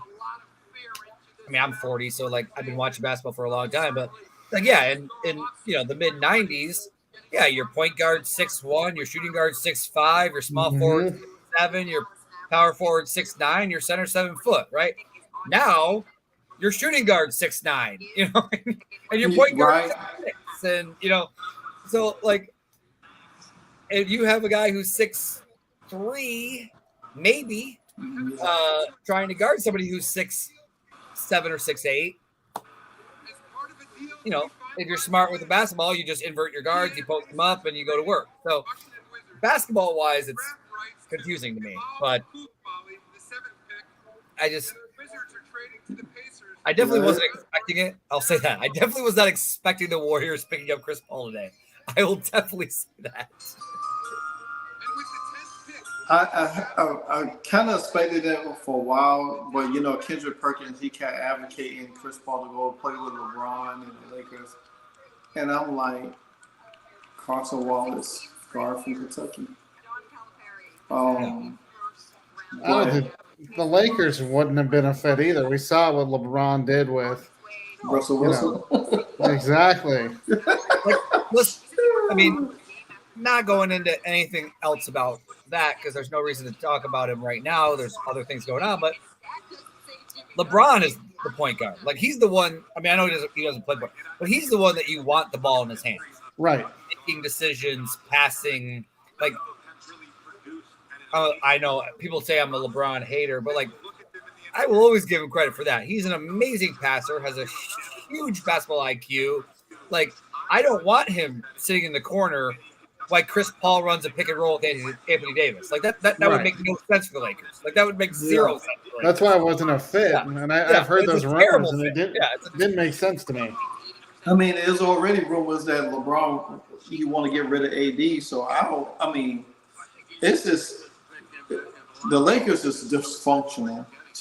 I just go put it like that. They're very dysfunctional. But yet they went all the way to the Western Conference Finals with that dysfunction. Yeah, but it's just like when they don't win, it's like they try to find a scapegoat just to appease LeBron. I mean, you got to think of this at some point in time. You got to look at yourself and say, "Hey, what am I doing wrong? I can't constantly just continue to trade away everybody and then get people there, and then when things don't work out, it's the other person's fault." I mean, we already knew it was a bad experience getting Russell Westbrook there. I mean, you should have never traded for that. But I even said when they made the trade, it wasn't going to work. If the Lakers had been patient and kept the same team that they won the championship in the bubble, they wouldn't have had these problems. They could probably tweak a little bit. You have somebody like Dwight Howard backing up Anthony Davis. You had Rondo with the leadership that come off the bench. You could have tweaked some of these guys. Like an Austin Reeves would have fit in perfectly, with some of that. What's the other guy, I can't remember his name. He started a little bit. So instead of trying to get all of these, and I think right now what I'm seeing, I can't say for everybody else, the super team thing is fading out. It's done because KD, Kyrie, they don't jump from ship to ship. KD don't jump from ship to ship. James Harden don't jump to ship to ship. LeBron jumps ship, ocean ship. You start to see that this super team stuff doesn't work. As great as Boston had got that trade for Porzingis, I don't think that's going to work because Boston has shown that they still need a point guard. They not solving the main problem that they really need. If you went and got a point guard, that would have solved a lot of. You could have put Marcus Smart back in his original role when he was served for is defensive purposes, and then take the ball out of his hand. So that's what Malcolm Brogdon was supposed to be for, but he can't stay healthy now, and that's why that deal didn't fall through. So I look at the Golden State Warriors and what they did. You know, Steve Kerr took for what he learned from Popovich. I look at the San Antonio Spurs, and I'm looking at the Denver Nuggets right now. You're gonna have to adapt to the league how to win championship. Even the Miami Heat, the way, even though they have not sealed the deal, but look what they have done. They went through the Eastern Conference a few years, beating the teams that we say, oh, going to the finals. So if they had one more piece, I'm sure we could have probably see a 7-game series with Denver this year. So they about a piece away. I say if they got Dame, I think they could get back. Well, to be fair to them, their pieces were Victor Oladipo and Taylor Hero, who were hurt, and they still made the NBA Finals. So, I mean, but to your point, I agree, because I think too many times we get caught up in names and this guy's not a team. Like that's these 3 great players are on the same team. It's not a fantasy team. It's just one basketball. Like it has to make basketball sense, right? Like exactly.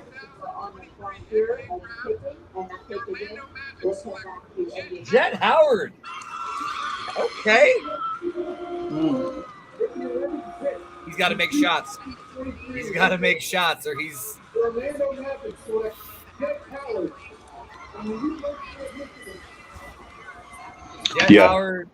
Jet Howard's got to make shots, or he's not. Like if he's making shots, he can be helpful for them. But man, if he's not, man. But we know one person that's very excited about this. So a couple of comments here. Go through those.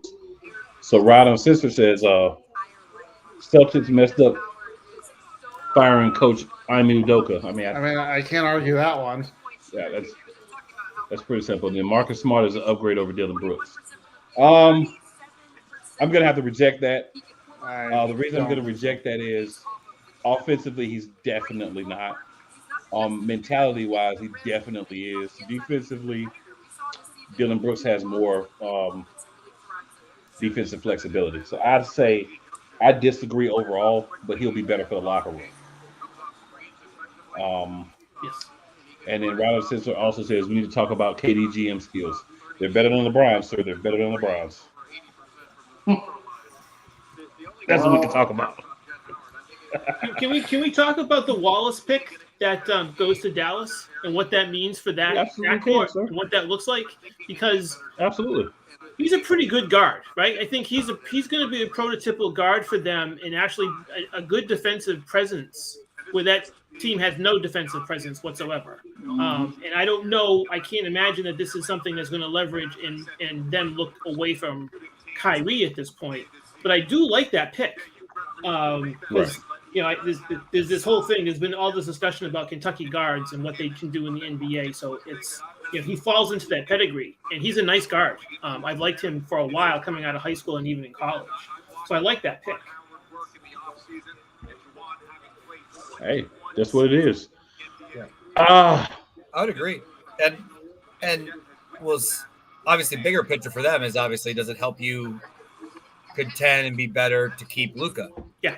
Well, yeah. So. I think it does. I think this goes away from my theory with that team, which they weren't really trying to win. They would just wanted to be a novelty act and sell tickets. But this kind of pick starts to change my mind a little bit about what they could actually be. And I really like that pick, and I've liked that player for a while.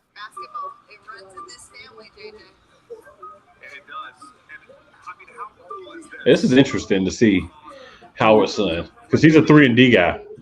Yes. You're taking a 3-and-D guy with the 11th pick in the draft. He is. Mm-hmm. Yeah, that's interesting. That's interesting. But it's starting to bounce all over the place, though, with players. Some players are slipping. Some players are emerging higher than I thought. I do think the 11th pick is a little bit of a stretch, but that's okay. So I think you're starting to see a lot more of a dynamic draft than I anticipated. I thought this would be I thought it would be kind of chalk, but it doesn't seem to be that.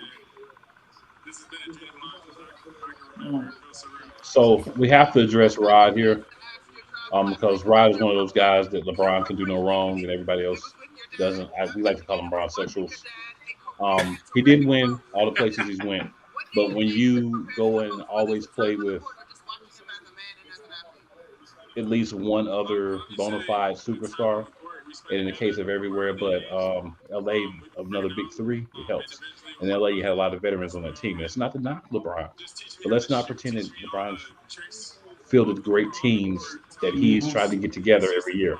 A lot of that Lakers team last year, right? When Carmelo came out and said, hey, LeBron's a GM. Carmelo's words, not mine. That was not a good team. So, I mean, I think GM skills, both of those guys are very lacking. It's simply going to be if KD gets it done.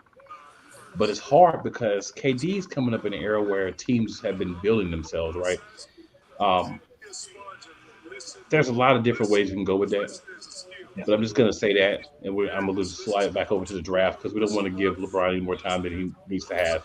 We can always have that conversation, on some random July where we want to talk about basketball randomly. We can say that we can always save that for another day. That's always a fun conversation. I'd love to be part of that conversation, by the way, because I do have some probably some controversial thoughts on LeBron. And I'll leave it there where I think it's hard to play with him. Stay tuned. Oh yeah. Trailer. That's a trailer. That's a tease, folks.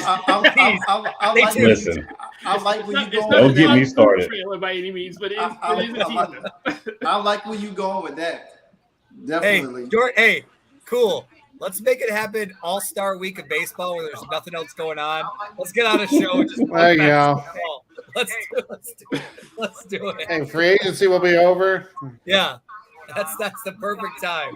There's that 3-day. There's that 3-day span where there's no of the 4 major sports happening.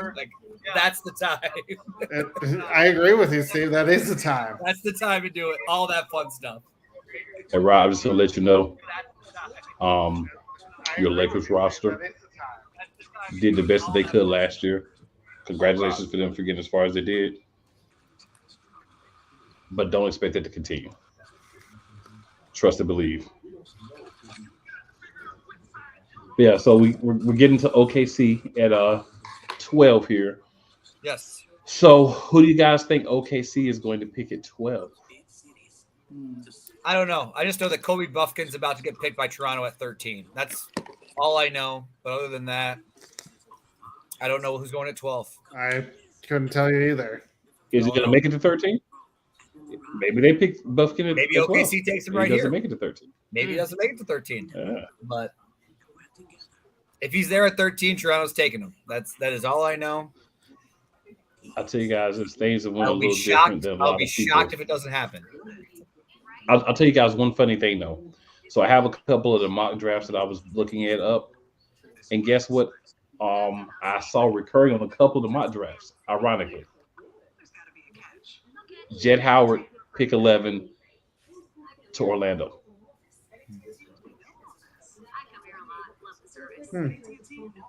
Guys, looking through them, I was like, yeah. A couple of them have him going to Orlando with this pick.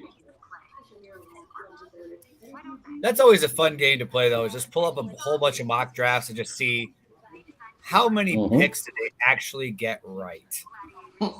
Obviously, this one you take out number one. Everyone got number one right. But so this is my draft here. I'll tell you what they had. I still had Miller 2 and Scoot 3, but yeah. After that, so I'll tell you what this draft has right now. Right, the one I'm looking at the moment. So of course they had the top 3 in order. They had Thompson at 4. Yeah, 4. They had Cam Whitmore at 5. Okay. They had Anthony Black at 6. They had Jarris Walker at 7. Asur at 8. Taylor Hendricks at 9. and Case and Wallace at 10. Okay. Yeah, so actually, I think the top four were pretty. Like you could argue 2 and 3 order, but I think the top 4 were pretty set that they were going to be the top 4, and then I think after that is when it got fun. Right. And OKC obviously they have 38 picks in the next 2 drafts. So. Yeah, OKC is one team I will say that they can kind of just throw some stuff against the wall and see what happens. Yeah, whatever. If it doesn't work out, oh well. You can always get more draft picks. That's his MO. Yeah, exactly. And it's sort of like what Danny Ainge did with the Celtics and what he's trying to do with Utah. Good Lord, that was awful. That was so painful to go through. Oh.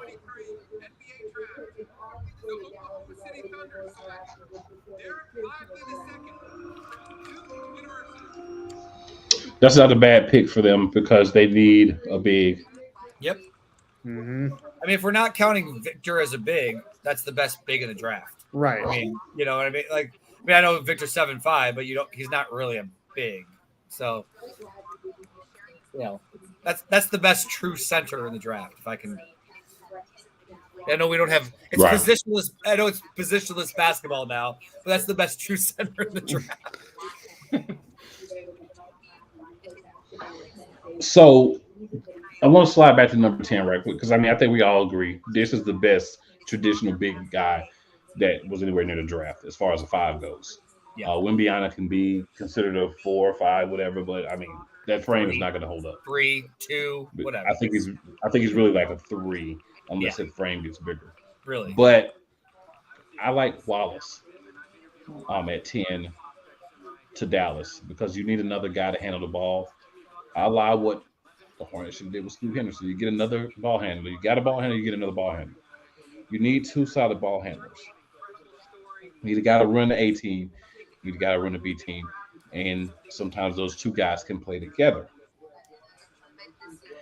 I know there's a lot more guards that you can get than bigs in the league right now, but if you're in a situation where you're looking for that second point guard, drafting him is a great way to go about it because you can then build that guy up the way you want him to be for your team. You bring in a guy as a free agent. He's already been playing. He already has a style of play that he's used to. He already has an opinion on how he wants to play. You get a rookie. You say, hey, this is the things that we need you to do to help our team win. He's going to do those things. Not saying the other guys wouldn't, but that rookie is really going to do it because he wants to be successful. And he wants to learn. He wants to soak up. He wants to become a better player. So I think that was a great pick for that because at some point you have to make a decision on, is Luka going to stay your starting point guard? In my opinion, he shouldn't. I think you don't need Kyrie. You play Wallace, you see what you got with him, and you move Luka to the 2. That's where I think he would be more effective because he is a ball-dominant guy as far as shooting as well as dribbling. So I think if you take the ball out of his hands and allow him to roam around some, then maybe you get a little bit more out of him defensively. Maybe you can get him in better shape sooner. And maybe get him more focused on, being a leader. And not how many points he scores and how many triple doubles he has and all those things. I'm not sure about that. I think that's how he's built. I don't have a lot of faith in that. He's a great player for what he can do, but it's just really, I think that's a big ask of him. And I wonder who's going to ask him to do that in that franchise. Who's going to go to him and say, by the way, we got this rookie coming in. We want him to handle. We want him to distribute, and we want you to do this. I don't know. I don't think he's that guy cool. I just have a hard time with. You're right. He's ball centric. It is run the clock down, and it's that 20-footer from the wing, kicking my leg out, looking to get a foul on the 3-pointer. That's just hard to watch, and it's hard. And it's one of those things where I think you and I talked about this at one point where you've always had those types of players that have not played for good teams that can score. Yeah, and that's it. That's what they are. And I don't know how you build around him. He has to be open to that as a player, as a person, and being able to, and take that. It's not criticism, but take that transition for him as a player, because he's always been that guy. Even when he was a young kid in Europe, that's who he was. You know, he was that guy right away. And so I don't know. It'd be interesting to see how that plays out. But I just have a hard time thinking he's that guy that would actually want to change and want to adapt. So we'll see. That's fair. So, guys, I have a question to pose for everyone. Of the guys that have been drafted so far, these 12 players, who do you think has the best chance of being a starter day one? And obviously, we'll talk about outside of Victor Wembanyama, because they're gonna dress him out there no matter what. Yeah, he's gonna start. Him, opportunity. I just got a vision. I think he's gonna start. Yeah. Are we sure about that? No, I'm kidding. Pop's gonna play him 8 minutes off the bench. Well, so what's going to happen with Popovich in that play with load management? What happens there? All of a sudden, game 8, all of a sudden, everyone shows up to see him play, and he's sitting on the bench in street clothes, and he's not going to play tonight. Oh, no. It'd be great. It'd be so great. No back-to-backs. Yeah. No 3 games in 4 nights. No, I'm going to rest him. Oh, my God. Oh, it's going to be great. Oh, man. What do you think, Jordan? That's a good question. Well, it is a good question. Like the biggest lock to start right away. I think honestly, it really depends on the Damian Lillard situation, because if he goes, then Scott Henderson can actually take his place. But other than that, I mean, who really knows at this point? I mean, I think Amen Thompson is going to start from day one. Yeah, I agree. I was going to say, it's usually the first couple picks for a couple of reasons. One, they should be the best player. And Right. 2, they should be going to the worst teams. So it's like, well, there's nobody else better than him, so I guess we're going to start him, you know? But, yeah, I mean, I think we might hear, you know, can I get an amen a whole lot of times in Houston, you know? So That's true. That is a good point. He is going to probably start a point guard. Yeah. It'll be interesting to see how he develops, though, too. Well, Houston. Well, you got to think. Oh my the God. one thing about Houston is What? the one thing we do know for sure is that they're going to be coached. They're going to be developed. They've got a coach who's going to coach and develop them. Now,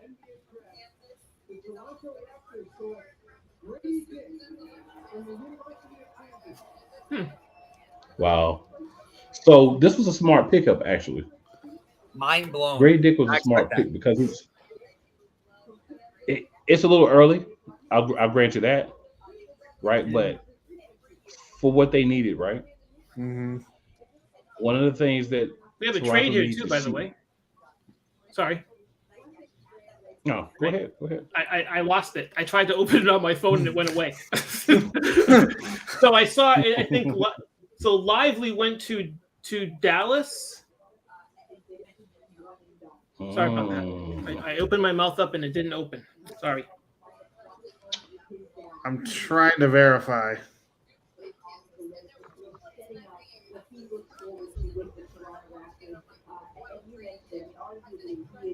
Yeah, I like the Grady Dick pick though. He's going to shoot from the 3.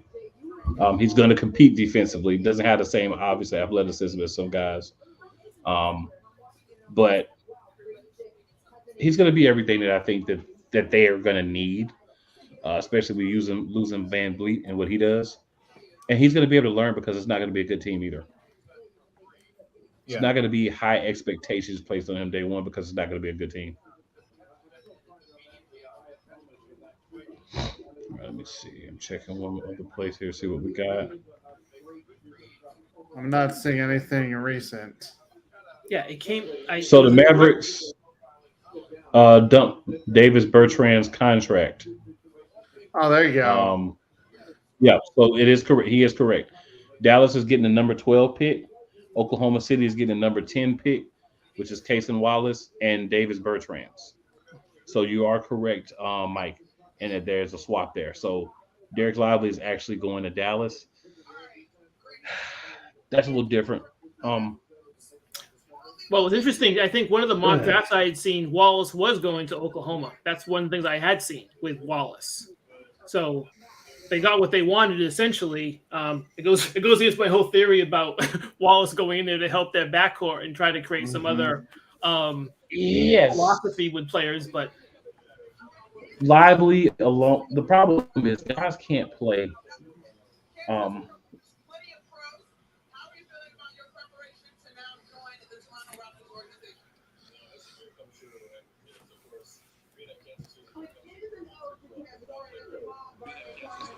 Can you guys hear me?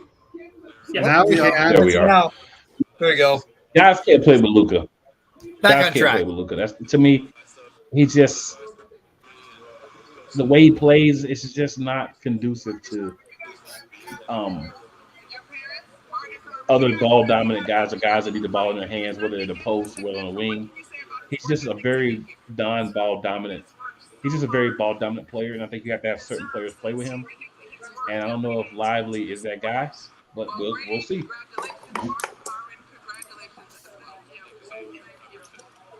yeah, I was more encouraged for that franchise with Wallace being there than Lively, to be honest. Yes. Yeah. Yeah. Again, look at some of these moves and it's like basketball fit.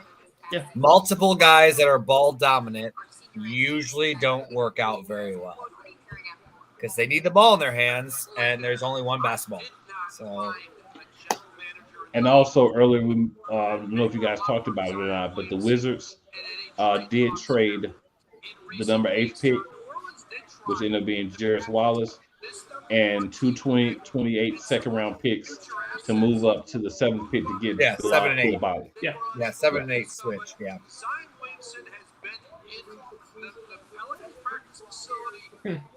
Well, Pelicans are interesting here because you feel like maybe they're really close or maybe they're just really, really far away, depending on what happens with one person in particular. So that's why like their pick is kind of interesting here because when Zion was playing, they looked pretty good. And then obviously you're like, well, when will he play again?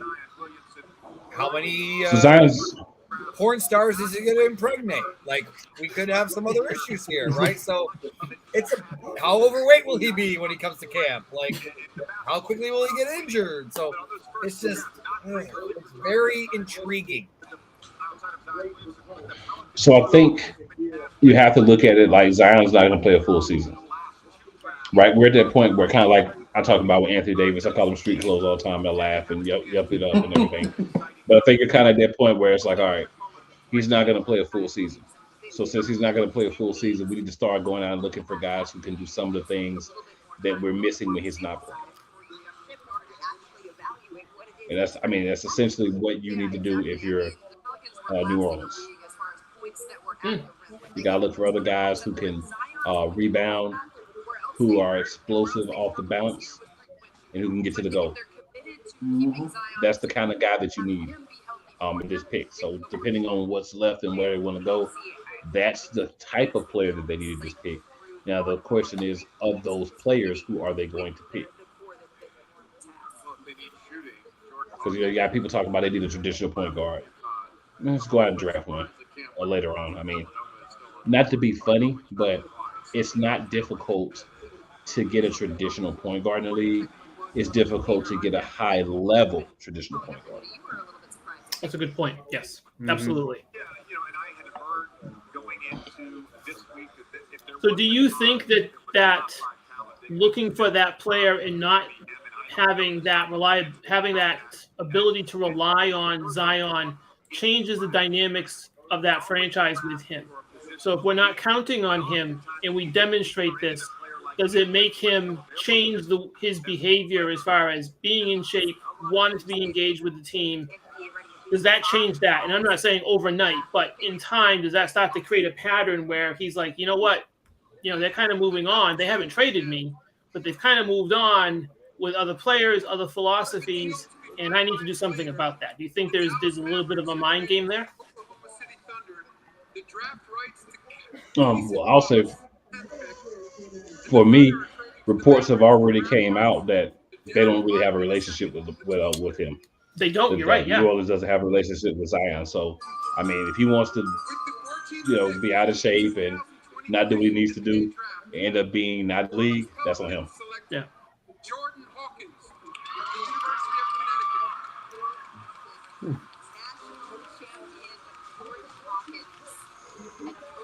Real solid player. I mean, I'm not sure how he's going to do in New Orleans, but I like Jordan Hawkins a lot. Yeah, he can play. Yeah. Because in New Orleans, you don't know who's going to be playing alongside you game in and game out. But... Well, everybody besides one guy, right? That's true. And once we take that guy out of the picture, we pretty much know everybody else.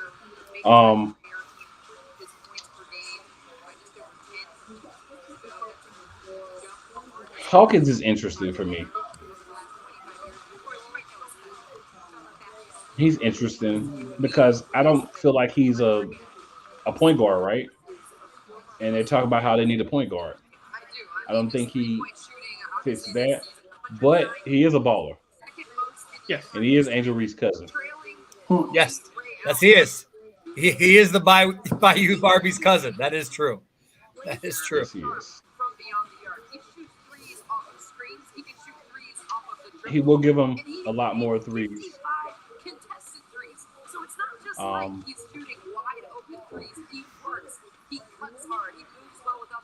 I guess that could replace some of the production point-wise from Zion, which I think is what you want to do with these picks. Or you want to get guys that are going to do a specific skill for you. If it's not attack the basket, then it's pull up.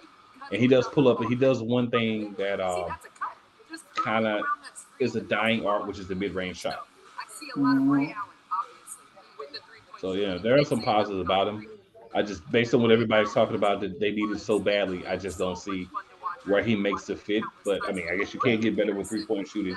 We're at the end of the lottery, beginning of non-lottery, so I guess, best player available at a position where it helps the team. Yeah. Yeah, definitely more of a off the ball, if I could talk, off the ball guard. But yeah, definitely probably where they fall into that is best player available for them, though.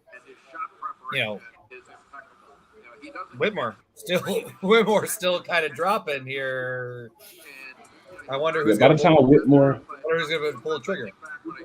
It's got to be Atlanta, because a lot of the drafts that I was seeing, the mock draft, this is where they had I forgot his name, Calabali going.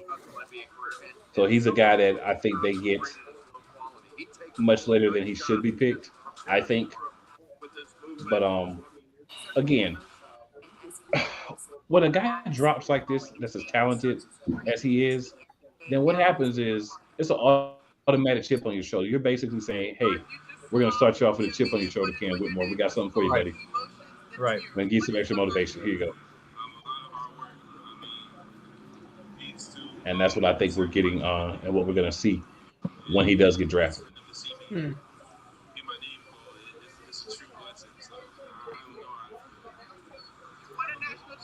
I love when these guys get the opportunity to talk, because you get a chance to see them and see their personality. So, Martin, man, what do you think about these last couple of picks? Oh man, some of these guys I haven't really followed too much because I didn't kept up with the season. Most of the season I kind of kept up with my Hurricanes and then to March Madness. But watching, it's kind of interesting to me. Just trying to see what these picks. Some of these guys, some of the teams is trading. Flip-flop trade packages back and forth and stuff like that. So, again, I think it's the fit, the need, how they're going to be able to contribute overall, so than just like how they just usually pick in the last few years, just picking a guy here and there, because like we was just talking about New Orleans, you heard Zion was going to get traded, but then now he's not. Then Brandon Ingram might might get traded. So it's still like it seems like a lot of things is unanswered with New Orleans at this point, and it's hopefully they can figure it out. I know Zion's trying to Charlotte was one of the places that they was going to try to trade him. He didn't want to go there, but then again, he was trying to push his way to New York, but I don't think that's going to even happen. So it's going to either be him or probably Brandon Ingram getting moved. That's got to be traded. That pick's got to be traded. Hold on for just a second. I'll come back for just a second to talk about Kobe, but that's got to be traded. That makes no sense. Unless they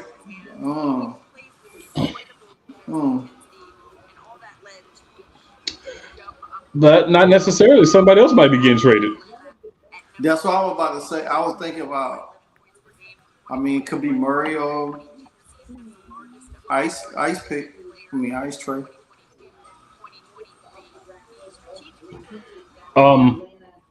So another Michigan guy, so Juwan Howard, I know he's happy. But here's the thing. You're bringing him there. He's not going to be able to play with Trey either. Right. I think Trey may be. The writing seems, to me, the writing's on the raw. I like DeJounte Murray without Trey. Yeah. I wanted Murray in Chicago before they even traded for Lonzo because of his closeness with Zach. And I think they would have benefited a little bit. To me, I think it would have been beneficial. You know what I'm saying? So that's a good point. So yeah, I was really hoping that AK got Javonte Murray. I didn't even care what they had to do to get him. They should have just got him. He would have fit so perfectly for the Bulls, especially what Billy Donovan need the Bulls to be. Because right now we don't even. We on this waiting list with Lonzo, and it's kind of like keeping us in a stranglehold because we can't even do nothing right now. What's important about Kobe? He plays defense. Yeah. You know who doesn't play defense? Trey. Mm-hmm. So the thing is, I think teams are realizing this may be what Atlanta's thinking. Not in the room, so I don't know, but this may be what they're thinking. We need to go out and get guys who can help us win games in the playoffs when it's important. Yeah. This is a larger guy. He can shoot the three. Shot 36% from last year in more minutes. Shot 48% from the field, right? So he can shoot. We know he can shoot. He does get out there defensively, which is a big difference from what you have with Trae Young. I think DeJounte Murray plays decent defense. Trae Young is a liability every play down on defense. Because he wants to score up big points. Right. He's not putting up big points offensively. He doesn't have a big effect on the game. So sometimes you got to make a change. Hey, cool. I'm going to get off of here. Thanks for having me, though, man. No problem, man. Appreciate you hopping on. Yeah, for sure. I'll catch you later. Right, see you guys. Yeah. All right. Nice to meet you, man. Nice to meet you. All right, gentlemen. What does this mean for Atlanta? If they keep the pick. Of course, we're all assuming they're keeping the pick at the moment. To me, I feel like, if they could find a trade partner for Trey, but I think who was Atlanta's backup point guard last year? I don't recall offhand. Me neither. That it must have been a very good player. So that could, you might have made your point right there, sir. So that could be his backup. You know, somebody that could come in and, like you said, defense purposes, knowing that your starting point guard is a liability, you probably want to mask him with some guys that could contribute and be and defensive sounded, you know, because again, when you get down, if you look at, I don't want to keep bringing them up, but if you look at how Denver played in the playoffs, you bring up all you want, sir. All of their guys is tall and they play defense. Like even in the finals, Michael Porter Jr. didn't have a great finals, but his defense was the difference because Aaron Gordon stepped up and contributed in points wise. When the other series, Aaron Gordon points was suffering and Michael Porter was doing most of the scoring. And then Bruce Brown. Now that's kind of interesting too on Brown. For him to opt out. You think he's going to resign back? Well, I mean, from reports, we can only offer him around $8 million. So it all depends on what he wants. And I'll say this: if he wants to go and get his money elsewhere, I'm not going to fault him. If he wants to come back, because we can pay him more next offseason, because you got the way the CBA set up and all these different things. Yeah. So you may be able to pay him, moving forward. But this year, it all depends on him. It's up to him. Yeah. And I can't be mad at him whichever option he chooses. So, but that's why I'm looking at now these teams. I look at Denver. I look at how Miami built around Jimmy Butler. How it's just teams are building. They're building teams in a smart way, getting young assets, building a whole nucleus where teams to stay together for at least the next 4, 5, 6 years instead of going out trying to keep trading for a big name, because after a while there ain't gonna be no KD, there ain't gonna be no LeBron. I mean, none of these guys gonna be in the league, and then how are you gonna build your team then? There ain't gonna be no big three because you still got these guys got to still develop, and some of them might not be as good as advertised. So you got to still continue to build your team in a meaningful way. You still got Jai out there. You don't know what his future is going to hold. You don't know what Zion's future is going to hold at this point in time. And, the NBA is trying to hold on to these guys and make them the face of the league when they not, I'd rather look somewhere else. You still got guys like DeMar DeRozan still holding. You got Giannis there, you got Joker there, you got Embiid there. I mean, the league is switching so many different ways that you could build your team in different facets in the NBA. That's the beauty of it. What I like, and not just one, going the big three all the time, because we see it. Yeah, it was the hottest thing. It worked for a minute, but now it's the last thing that I want to look for in a team. I don't want a big three. I'd rather build it. If I got one solid guy and I could build around him and put pieces around him and be competitive and continue to add, then that's what I'll do. But going back to Trae Young, his greatest weakness is defense. He's almost, he could shoot lights out, and then sometimes he could get inconsistent in his shooting. And then when he's not hitting shots, he's kind of like he's out there, It's like he don't know what to do on the floor if he's not hitting shots. And you don't really need a guy like that.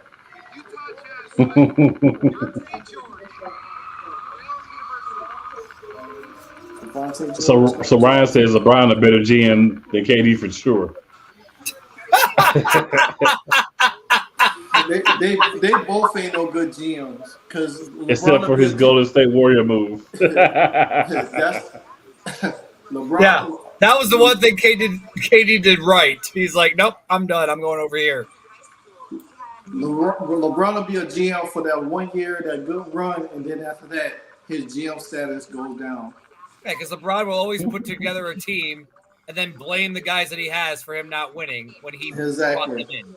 Yeah. Anyway, enough about that. Anyway, I had to switch. Sounds like Joel Embiid. So luckily I have a Hawks jersey, thanks to Dominique Wilkins, the Human Highlight film, because I grew up in the '80s. I don't know if Kobe Buffkin's going to stay a Hawk, but if he does, I'm all in. If he goes somewhere else, I'm all in. I've known Kobe Buffkin for a really long time. He went to Grand Rapids Christian High School, then obviously went to Michigan. I live in Michigan. I grew up in Grand Rapids. I've known him for a very long time. I've seen him play in person a zillion times. I'm very, very happy for him. It's a wonderful, wonderful thing.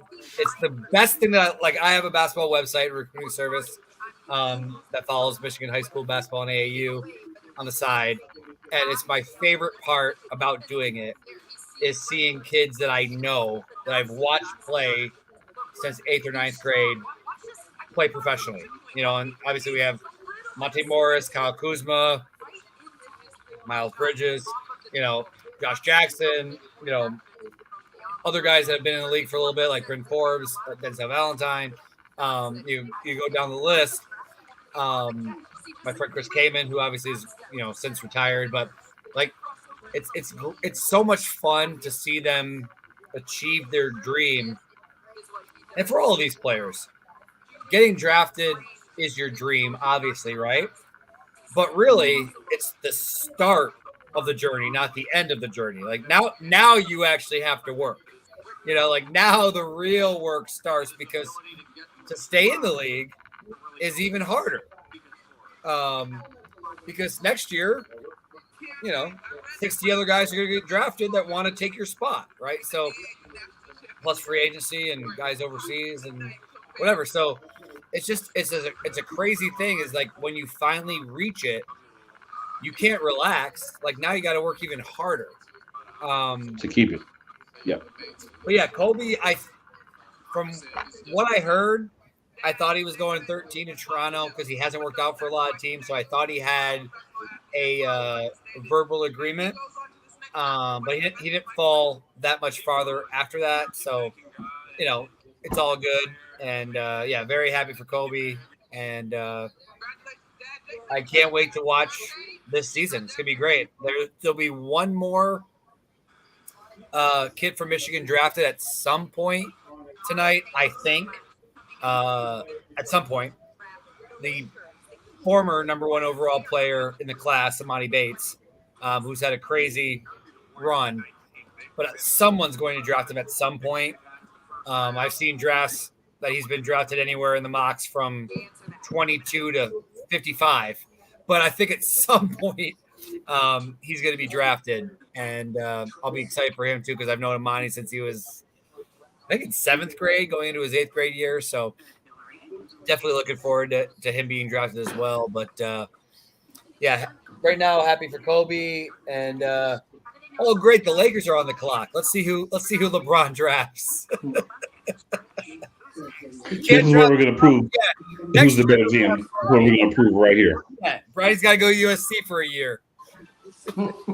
So, Mike, what do you think about this pick? The Lakers pick?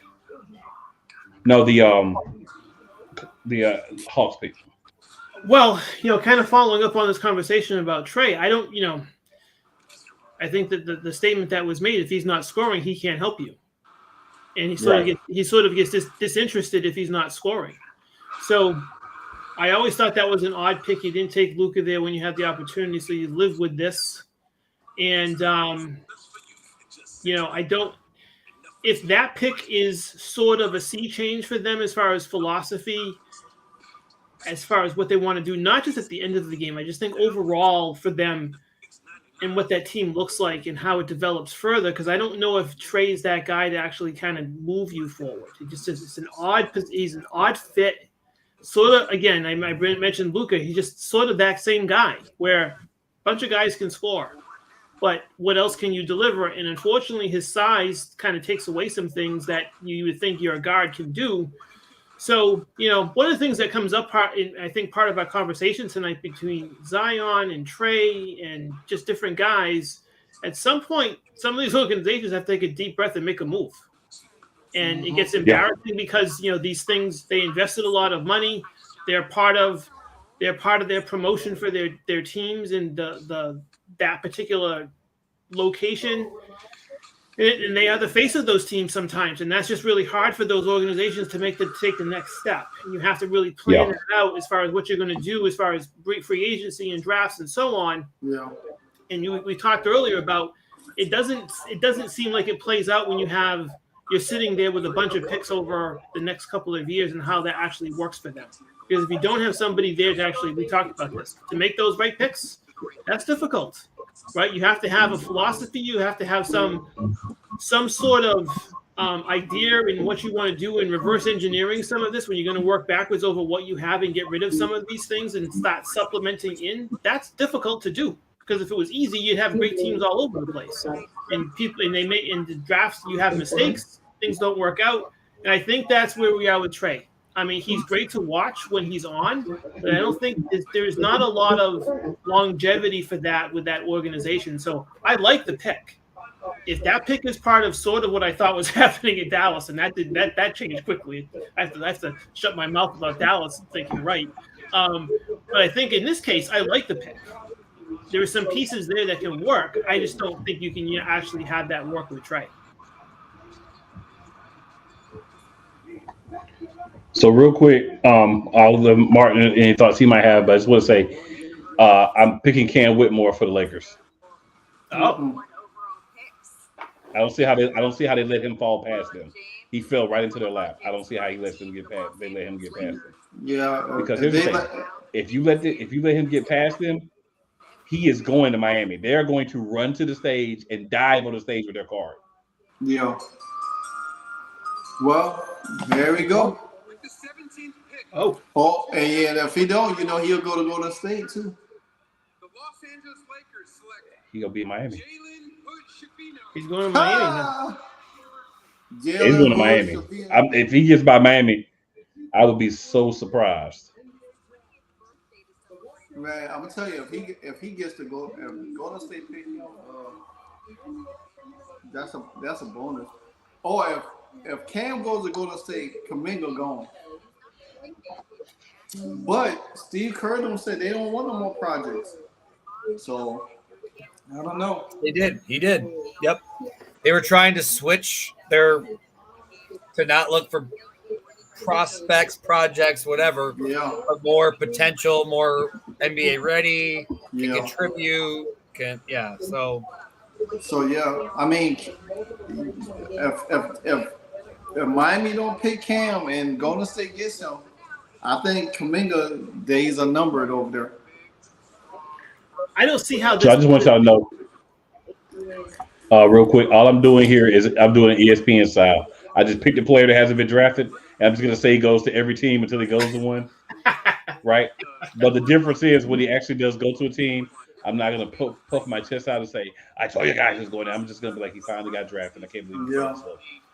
But I feel like people like to see it. They like when you just grab a player and then just every time a pick comes up, oh, they're gonna pick him. So throw a little bit in there for fun. Right. I don't see how this pick helps the Lakers. I mean, neither.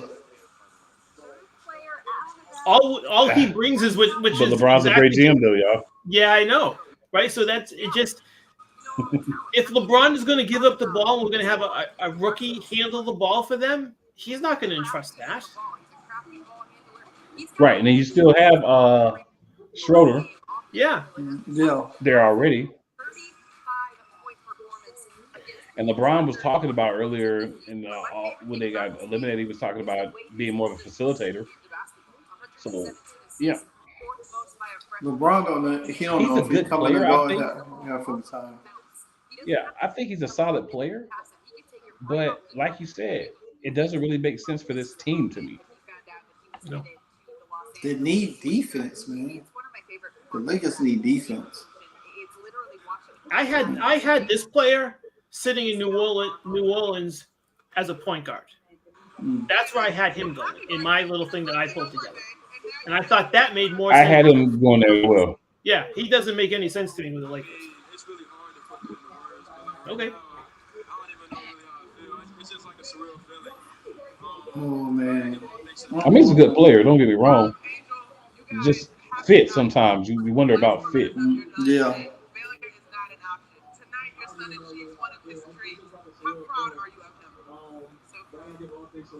So we'll see how that ends up handling out. I mean, I love the fact that we're bringing the families up and doing like the talk with the families. I like this more than them hugging the commissioner. Yeah. I think this just means more like you get a chance to see like who's close to them. If it's a mom, dad, both brothers, sisters, whoever, you just kind of get that personal touch. I like this. I like this. But Jalen, they put you in a bad situation, my brother. Cam Whitmore. In a bad situation.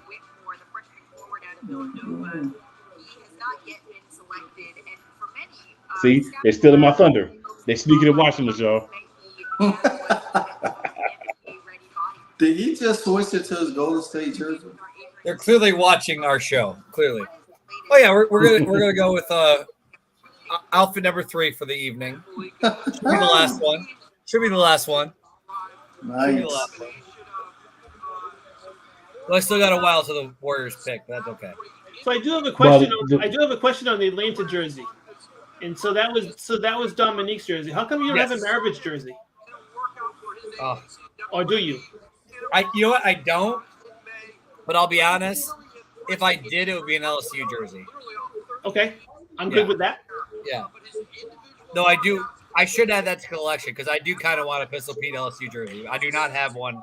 I probably should. But good question. That's a good question.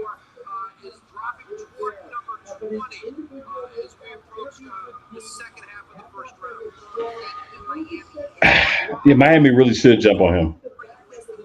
This is a top 5 talent down this far, you know. Yeah. Miami definitely should jump on him. Like, you know, ESPN jokes aside, they really need a guy who can come in with a big body, who can play hard, and who can give a scoring punch in the post. And you know, he's another one of those guys that still can, you know, shoot the mid-range jumper, the lost art almost. So he's a steal. Yeah, he's a steal. And this should be the pick. But again, these guys are wilding. Yeah.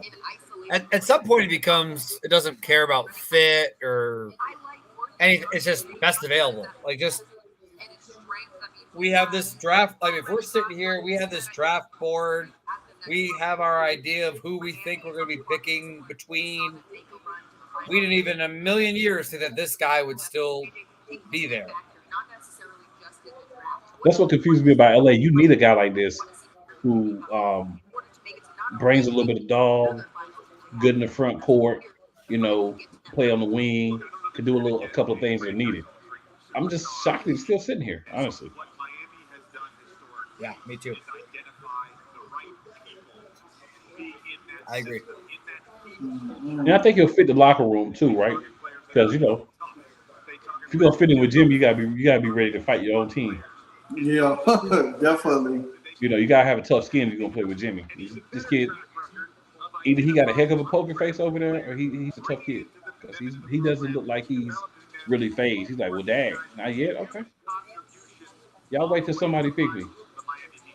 And I'm telling you, this chip, this is a blessing when you put a chip like this on the kid's shoulder coming out of college. Yeah, you throw a kid with a chip on his shoulder on a team with like the Heat. Wow. Yep. Oh my gosh. Oh my God. Yo. The disrespect is so real. The disrespect is so real right now. I'm just gonna sit back and watch this Wake Forest LSU baseball game that's still 0-0 in like the 11th inning. Just chill for a second. Hold on. Jesus. Oh my God. The only thing I can think of is that Nah, I can't think of anything. I was trying, but I can't really. I mean, he's a senior, right? Cole was trying so hard. He's like, "How can I save this pick?" No, I can't. Hey, Can't do it. Nope, can't do it. Can't do it. Our Hurricanes dogged him out, though. No. Yeah, that's true. He's supposed to be a Absolutely, defensive player and a playmaker, so we'll see how that works. I don't see a lot of Hurricanes dogged him out in the tournament. I don't see a lot of athleticism from this guy. He's just a scorer. He scored. I don't see defense though from him. Well, Miami likes to draft guys that score and don't play defense. So I guess I should thought about it. Well, they should have took a note from the Miami Hurricanes when they played them. Because I mean, he was throwing up. He could score, but you still need defense, man. He's supposed to be a defensive playmaker, man. They say. Golden State is gonna get that guy. Cam, I told you, watch. Man, if they Golden State's getting Cam. So who was the quarterback in the college draft a bunch of years ago that didn't go in the first round? They had to take him out of the green room because he started to cry. Who was that quarterback? He was from Notre Dame. Brady Quinn? Yes. Brady Quinn. Are we approaching that? Yep. I don't think we're approaching that. Because I'm gonna tell you what. What they don't want to happen is they do not want him to still be available when the Nuggets pick. I'm trying to remember what pick we had. Oh my gosh. You do not want him to still be available in the Nuggets pick. Because I guarantee you, if that happens, he's gone. Oh yeah.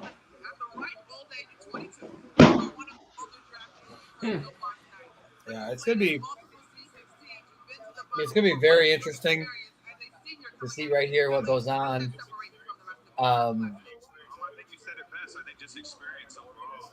Man, we just had a walk-off home run in the 11th by LSU over number 1 Wake Forest. So now it's LSU and Florida in the College Baseball World Series. Sorry, I have 2 TVs in my living room. I'm divorced. My house is my man cave. Leave me alone. Hey, you better be glad the Braves play early, cool, because I'd have been into it. Now, you would have known I was watching the game, but I'd have been more quiet. Yeah.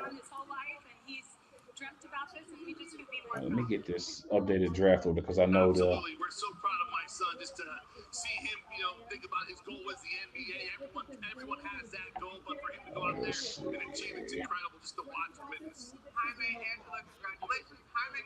So while we're talking about the he has a cocky attitude about him I don't like.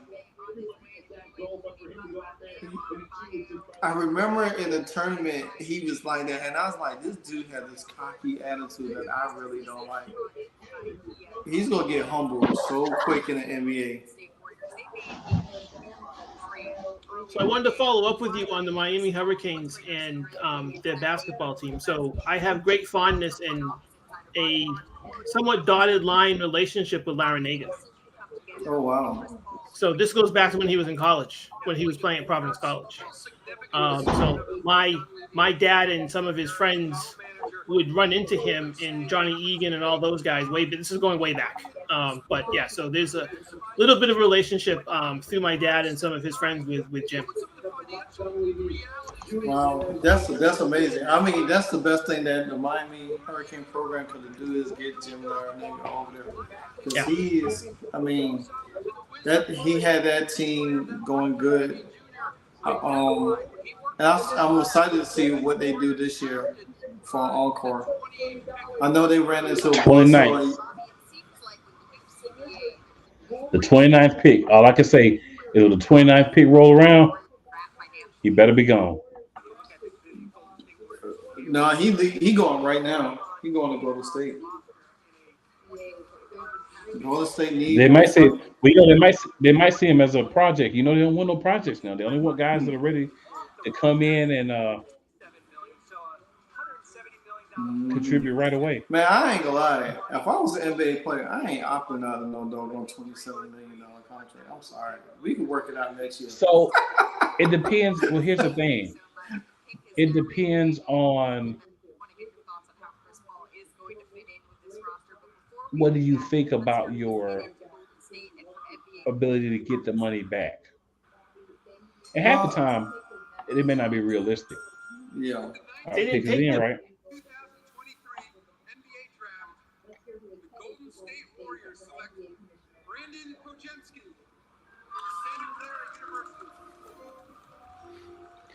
The Rockets don't need him. The Rockets or Brooklyn don't need him. Yep. He was their guy. He was their guy no matter what. They didn't. Yeah. The draft in there, he was your guy. I didn't think the draft was going to go how the draft went, but he was their guy. That I saw. I probably looked at 10 mock drafts today. I think 9 of them had him going to Golden State. Like, he was their guy. And that's what they did. They didn't care about what anybody else is doing. They're like, nope, we're doing what we want to do. The other one I've seen that didn't have him going there had Derek Lively going there. And clearly that was a super stretch. Yeah. I don't understand this pick for Golden State. That's just another guard. I know. Yeah. Because those two guys chirp more than anyone else. And I want to say, You'd almost say it's Jordan Poole's replacement if you move Chris Paul for a power forward or center. Well, he is 6'6". So he is more of a 6'6", so he's more of a replacement for like Clay and different size, but yeah. And Poole. He could be same like position that guy. now, yeah. But more Clay than CP. It doesn't help you out, Wes. It doesn't really help you out to me. With the teams are at the top, you have anybody that can guard Sabonis. You don't have anybody that can guard Jokic, right? I mean, well, if they you probably don't have anybody that can guard Chet Holmgren. You gotta re-sign Draymond, and then you do. But yeah. So we'll have a difference of opinion on Draymond because we're treating Draymond like his skills aren't diminishing. A lot of people are treating Draymond like he's the same Draymond from 4 years ago. He's not. He's lost a step. He's not the same guy. He's not shutting down people as much as he was before. He's now, the antics are helping him get inside people's minds more so than I feel like him shutting down people with his play at this point. Well, I wouldn't personally re-sign Draymond Green if I was Golden State, but they will. You know why they will? Yeah, I mean, I feel like they have Draymond to. Green. I feel like they have to. Yeah. I feel like they have to now, unless someone or pull off a magical trade. Offers him a huge, he can't turn down. They have to. Maybe he'll go to LA. That's where he want to go play with LeBron. I've heard, it's so funny. It's like, okay, they're friends. Oh, LeBron's at Draymond's wedding. They're going to re-sign. Oh, Draymond's going to sign with LeBron. And maybe he will. I don't know. But I haven't talked to Draymond in a long time. But I don't see it happening. But we'll see. We'll see. We're at pick 20, y'all. 10 more picks. Well, fellas, I'm going to step off for the rest of the night. I'm going to try to keep track of it. I got to get myself ready for work in the morning and everything. But cool, I'll be in touch with you. It's great to be on here with y'all guys. So Yes, sir. Yes, sir. Hopefully I'll get to chat with y'all again. For sure. All right. Good night, y'all. Take care. Bye.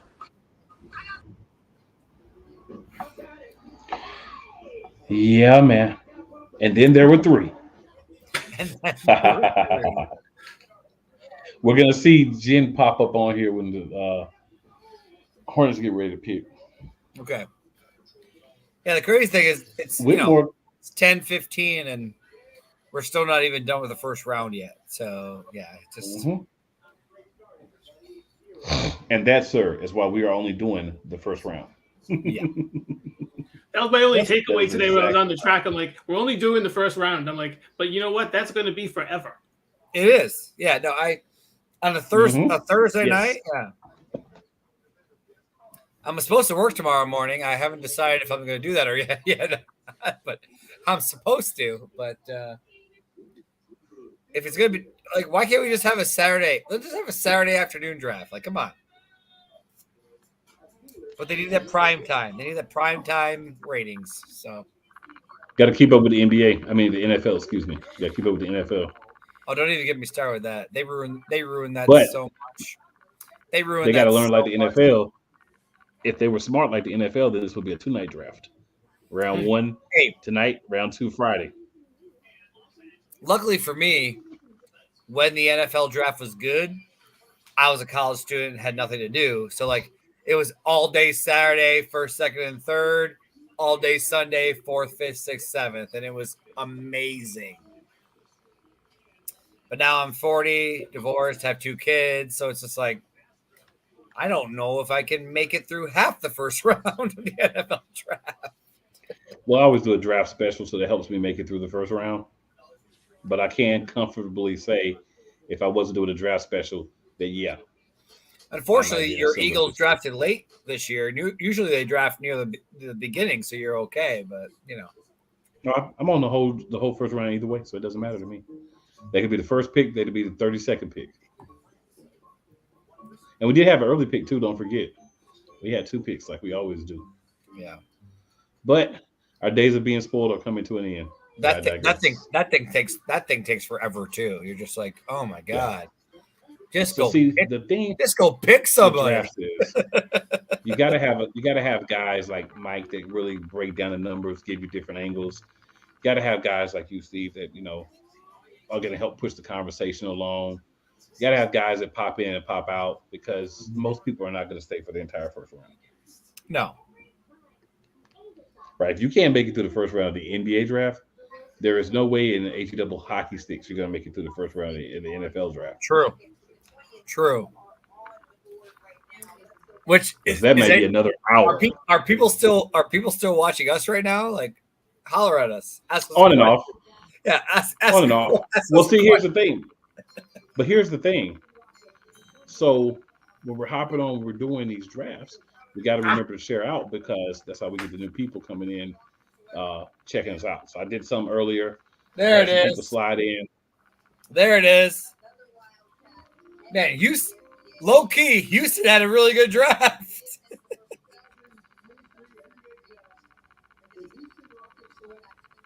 You can argue Houston got 2 top 5 prospects in this draft. So the only reason I had said that I didn't think they would draft him is because Jalen Green plays the same position. Yeah. But I mean, he's definitely the best player available at 20. Yeah, 20?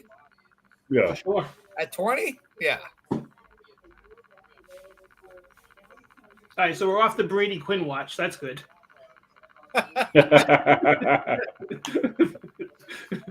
We don't have to send him out of the green room. We're okay. We're okay. This is a good spot for him too, because again, Udoka is going to develop every one of these guys and figure out how to put these pieces in together. So I'm not saying that Cam Whitmore is going to be a star in the NBA, but I'm saying, he's another lone guy in the vein of what, Denver's done. They're champs. We talk about what they're doing in my team, but also they're champs. That's what they did. They went and got a bunch of guys, 6'7" to 6'11", right? They can play multiple positions. You can play them together. You can play them separately. And he's another guy that's going to fit that mold. So Houston might be building up something like that as well. I know they've got a young big. So now you put some other guys around them, some different pieces. You see what pieces rise to the top. They may have something there. And he's definitely a steal, man. He's definitely a steal. This is the drop that, like I said, you got perfect place, perfect motivation, chip on your shoulders, everything you would want if you're writing the Cam Whitmore story. Yep. So you got Amin Thompson and Cam Whitmore. Good God. That's young rich getting richer, man. That's ridiculous. Yeah, it's a nice draft. His dad was like, this some BS. So is Coach upside down now with these two picks? Coach should definitely be very happy. Yeah, I would Coach think. is doing, yeah, he's doing a live stream right now too on the network, and he's probably upside down with happiness right now. I'm gonna definitely see if we can get him on Friday with us so we can Okay. I saw him earlier, and he was. It seemed like he was so hyped earlier, and I'm like, "Good Lord, we haven't even started yet. You're this hyped." But yeah, this is a nice night for them. Man, Houston's had a huge offseason. Like I say, the impact that Inu Doka is going to have on this roster can't be understated. But question for you guys: so I'll just talk about James Harden going back to Houston. Do they need him now? I hope not. I never liked that in the first place because I just think if you're trying to build culture, that guy can't be there, in my opinion. So if you're trying to build that, and you just mentioned this as far as developing guys, developing some sort of model, and trying to platform that, no, he can't be there.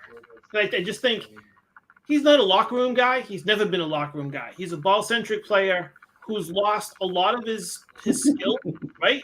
I just don't think there's got to be someplace else where he lands. But unfortunately, what he is now, I don't know what that is. I don't know how that helps anybody, to be honest. I don't know where it goes. It's certainly not, if I'm looking at the rest of the teams in the draft, I can't see a fit there because there's this thing we were talking about earlier, this tolerance, right? Trae Young's issues, Luka's issues. There's these tolerance with these players who have never been able to figure out the right steps and how to develop and actually win. It's just not how they're built. And it's too late for him now to change into be a role player coming off the bench as a spark. He's not that guy. Right. He'll never take a backup role, right? Because he still wants big money. So I don't know. I think if they screwed up this draft, then maybe. But based on what's happening here, and you mentioned, everything else with the organization, with the coach coming in, I just think you're trying to build something that you really wouldn't want that person there, or that player there, not person, that player there, as far as what their attributes are what they are right now.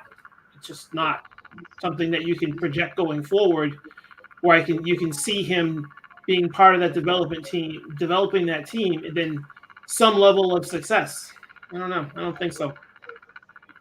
Yeah, I just wonder, like, honestly, I just really wonder where is a good fit for James Harden at this point. Yeah, I don't know, because everybody feels to me that the league has gone in a certain direction. These organizations, to your point earlier, right? As far as what are you trying to build, right? If you're trying to build, and if you're going to follow the Denver, this is what you write. So you kind of go to all these sports where every league is a copycat league, that anybody that has success, we're going to try to develop that and create that, which is, virtually impossible sometimes. But to your point earlier about what size, what are we going to do? We want to, and I think this is where the Celtics went, right? I think the Celtics point was we want to be a little bit bigger. We want a defender at the rim because Williams is not there all the time because he's hurt a lot. So you have a little bit of depth, right? So you have a guy who can play. And I think that's where the league goes with, we want to be longer.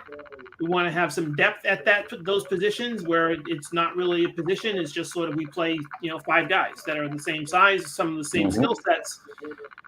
So you walk away from that. If that's how you're going to build your organization and build your roster, really Harden ends up being sort of on the outside of all that because he's neither that. So, I don't know. Yeah.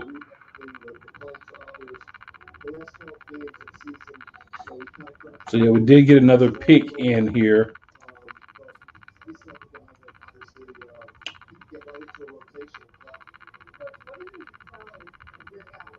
I'm just waiting for... Well, we've got the pick in, but they haven't made the pick yet. So we're gonna see what they end up picking. They talk about everybody needing rebounding. I think that's really funny. I've seen it like almost everybody's list. If it's on everybody's list, then obviously it's a league-wide problem in my mind, right? If I mean, I've seen at least 15 of these first 21 teams that they've needed rebounding. But yeah, we're gonna see what's going on here in a minute with this pick because it's in, and I'm expecting 22 to come pretty quick because you had the back to backs, so it shouldn't be that difficult to get the picks in back to back. Yeah, I mean, yeah, they got 21, 22, so it should be quickly. And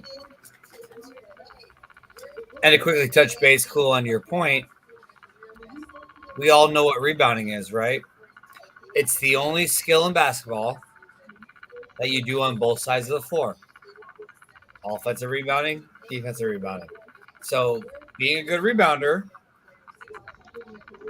like my favorite player of all time, Dennis Rodman, you can have a really good career.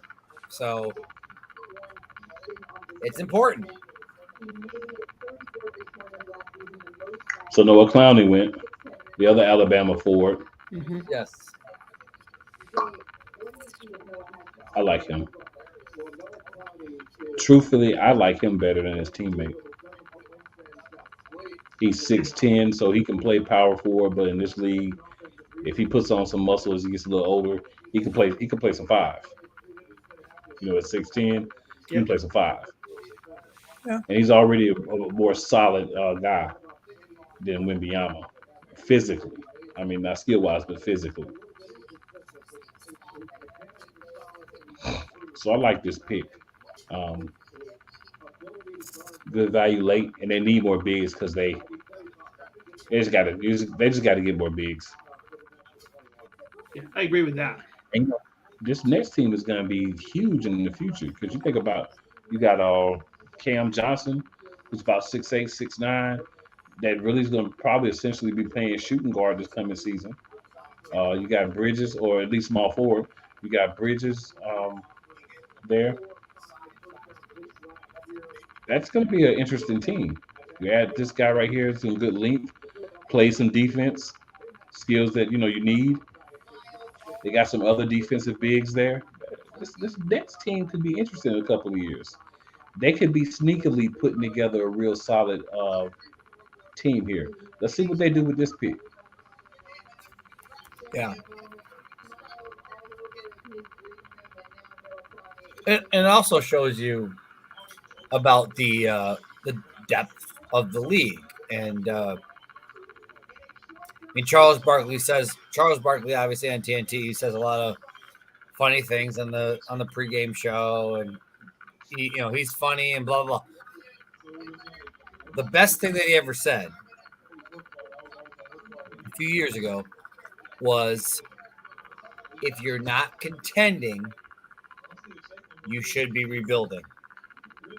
And because really, like, being switching sports, but the Detroit Red Wings did that in hockey for the longest time, right? Because they had a 22-year playoff streak going. They wanted to keep their playoff streak going. So, like, yeah, you're like the 6, 7, 8 seed for a few years, but you're not going to do anything. But yeah, you're going to make the playoffs, but then you're going to lose in the first round. Maybe every 3 years you win the first round and lose in the second round. But you're not doing anything. Like, you're not contending.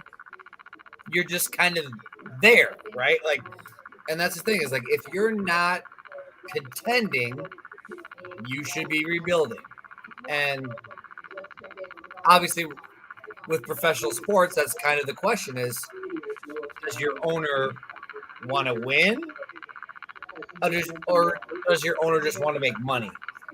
Like, do they want to just be just good enough that people come to their games and all that stuff, but they're never actually going to do anything? And obviously, only one team can win a championship every year, right? So really, everybody else is upset. But that's not really true. It's like not everybody else is upset because certain people were like, well, yeah, we lost, but we made money, so I'm fine. Right? Like so. Yeah, and to answer your question, most owners want to make money because at the end of the day, money is what keeps their pockets fat. Because the owners are businessmen. They're not sports people. And of course, if you bought an NBA, we'll just use NBA because that's what we're talking about. If you bought an NBA team, you didn't buy an NBA team to make money. You bought an NBA team because you have a crap ton of money already. So you already have your money maker. You're just doing this for whatever, right? Like, obviously, you're not buying an NBA team because you're trying to, pay off a second mortgage or something. Obviously, like they have completely different, goals and options than we do. They're fine. Nobody's worried about them. So it's just what's important to you. Do you want to win, or do you just want to make money? Well, I think you want to do both, right? Because you make more money when you win. Because when you win, you get an opportunity to get more T-shirt sales. You get your bandwagon fans. So, see, here's the thing: a lot of people don't think about, and I think about completely different from most people. There's a group of people that are bandwagon fans, and whoever's winning, that's who they're on, right? Whoever ends up winning, that's the merchandise they got. It's the T-shirts, the hats, the keychains, the lanyards, the little pennant flags that you can get for the different teams now. They have all these things that they're purchasing, or at least a couple of them, for whoever wins. So that drives more money to your franchise. The only franchise I know that can make money like that and not have that type of winning is the Dallas Cowboys. That's the only team that doesn't win, but still can get a lot of people to buy that merchandise. But for most teams, right, it's bandwagon. Oh, the winner gets the spoils. The winner gets the bandwagon fans to jump on for a year. They buy merchandise. They don't have jerseys. They don't have anything because they're not real fans of the team. So they have to go out and get all these things, which helps boost the value of the team. But if you know you can't win a championship because you don't have a team, honestly, for our owner perspective, it's probably better to just make the playoffs, lose in the first round, get some seat sales, some ticket sales from that, and keep it moving. What do you think, Mike? No, I agree with that. I think it's a difficult concept to kind of wrap your head around when I think, we were mentioning earlier about those owners that buy franchises, they've made their money, right? And I think it really comes down to, I think in some of the situations of the commitment to the region, right? So you have those things. Now, so I'm a stock because I really like this pick for the Nets. I do too. And I don't even like Duke players, but I like this pick. I liked him. Yeah, it's a good pick. Yeah, that's a nice pick. Well, to your point really quickly, and then I'll let you continue about owners, a region, and another sport, but Mike Ilitch, he owns the Tigers. Well, he used to own the Tigers, the Wings. Now he died, so his kids do. But he wanted a championship for the Tigers really bad. So he spent money. He tried. He got free agents in. He tried, they got, guys, they were sellers at the trade deadline, blah, blah. And, they went to 2 World Series. It didn't work out. They lost to both. But, they were trying, right? As soon as he died, it was like, nope, we're going to be terrible. And they've been terrible literally ever since Mr. Ilitch died. Their kids took kids took over, and literally they've been horrible ever since. Where before, they're gonna pay Prince Fielder and Ian Kinsler, and they had a pitching rotation of Justin Verlander. Oops. Let me say something to you real quick about that. You know why? You know why they've been terrible? Because they're not overspending to get guys that's still not going to win for them. I know. And that makes sense. They had a rotation of Verlander, Max Scherzer, David Price, and Rich Porcello. All 4 Cy Young winners didn't win a playoff series with that rotation. So we got a question here, guys. They tried. But then since Mr. Illich has died, they didn't care anymore. Just to the point about if an owner actually cares about trying to win, or does he just want to try to make money and doesn't really care if they win or not? Because that's the difference. There's a huge difference. So, Mike, definitely let you finish what you were saying, but real quick, sure. Will Jet Howard get any playing time in his rookie season? Is a question we got from Rod Uncensored. So, Mike, of course, finish your point first, and then do you think that Jet will get any playing time? I know you also wanted to talk about the draft pick. So, hey, take your time and do your thing, man. So, yeah, I think we're all on the same page as far as that formula over and trying to make those decisions if you're going to try to build a winner or you're trying to just run your business. So there's a fine line to that. And I think, I've experienced that in the New England area with all of those teams, all the teams that are in the area as far as what they try to roll the dice and try to play games on both ends. The Red Sox have gone in a different direction lately where they're not spending, right? They won their World Series. They've been competitive. In the last few years, they're not competitive at all. And so you go through the Patriots and what the Patriots have done, right? They went out and spent money when they had the facility to do that with that roster that they had, right? You had a good foundation to build from. So it's that commitment that you have, I think, with the owners that really buy into the area and the traditions of the area, and they want to set their precedent while they're here, right? I think that's important for some of these guys. And coming from the New England side of things, I've been lucky enough to actually had that and seen that and been very happy with the success of some of those organizations. The rest of the country sometimes doesn't have that. They don't have those traditions where a franchise, we talk about the Tigers who have that legacy, right? Those organizations, those teams have a legacy to an area and they have that loyalty that's built in. And one of the things that I wanted to mention about this whole sequence of this discussion is the driver when your team is contending as opposed to your team that is the favorite and what that does economically for the area, right? It's a big driver. And I'm not disputing the T-shirts and all that stuff. I'm talking about hotel rooms, restaurants, Uber rides. That's a huge factor that, the locality of it and the administrations coming out of a mayor's office or a governor's office and what that really drives, right? You have that where they actually count on those things to a certain extent. So I think that's the difference where you have those owners who want to really drive that and be part of that, where they're trying to build some level of success, where they want players, the great players, to come play for you. We don't want to chase them. We want them to come to us, right? And I think that's some of the points that we've been talking about tonight is where does Harding go, right? He's basically a gun for hire at this point. And that's difficult for him to actually be in that position because he's never been in that position before, right? People have come to him, come play for us. And that's a big difference when you're at that end where you have organizations who are trying to establish something.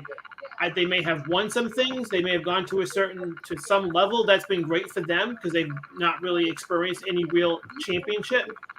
So it's a very, I mentioned earlier, it's a very fine line where these organizations and how an owner, how a franchise, how a region has to look at things and how much you're going to invest, not only, and I know we're talking money, but also your time and your effort to kind of drive this. And how long is it sustainable? You've got teams where in franchises and rosters that have a certain window. And you try to, and if you are really interested in winning, you try to take advantage of that as much as you can because you may never see it again. And I don't think we think of it that way because I think we always think, oh, that's fine. It's, they're going to be around for a while. But, as we talked earlier tonight, things happen with players. Things happen with franchises where it's not the same as the year before. And not to take anything away with the Denver Nuggets, but that was sort of like the perfect storm for them, right? That these things happened to kind of move along. Now you build upon that. I think we've talked about this. You build upon that, not just letting it sit and just let it roll over. And I think this is where, I mentioned earlier tonight about some of the situations that the Celtics are feeling right now with the Smart trade. Well, that core has been together for a little while, and it hasn't got you where you want it to be. So in my view, making a change is not bad. Now, the question is this the right change? That's it. That's to be debated. So you try to create a different model. And so I don't think there's anything wrong with that, where it may not be where you want to go as a franchise, but at least you're trying. If you're going to keep rolling out the same players and play the same way, that hasn't worked, right? It's gotten worse every year since going to the finals. So you kind of backtracked a little bit. So, I think I've exhausted that topic. But I think that's a fine line. The fine line of investing and really having the commitment to actually kind of stick with it and being part of that. So we've actually moved on to a couple of picks. So the kid from Duke, I really like, and the reason why I like him, one, he was a little bit injured, so you really didn't see him play that much or that well. But the thing I really like about him is he can defend. Right, that he's athletic enough and he can really defend. So I think that certainly goes without saying. That's going to help that team. Where that team was pretty good already there, as far as that commitment side, as far as defense. So I think that helps them, and I think it helps him. And I think it's a really nice spot for him to land too. Yeah. Then of course we had Keegan Murray's brother from Iowa as well, also get drafted to Portland. So Portland's trying to put some pieces together. One pick too early to get him back with his brother. We lost him by one pick, so that would have been fun. Sure, yeah, I'm sure he's fine, and we don't even know if they would have drafted his brother. Yeah. No, if he was there, they were going to draft him if he was there. Like, you got to do it. I mean, you don't have to. Well, obviously, you don't have to. You definitely don't have to, but. And apparently, they need a power forward and a shot blocker. And I don't think Chris Murray is either one of those. Very true. Very, very true. Olivier Maxence Prosper. But they got one. They got one there, though. Yeah, they did. Which, I don't know if he's a starter. It makes sense. Like, your main big Sabonis is more of a finesse passer, skilled European big, if you will. You want more of a gritty rim protector. Yeah, I mean, I can see it.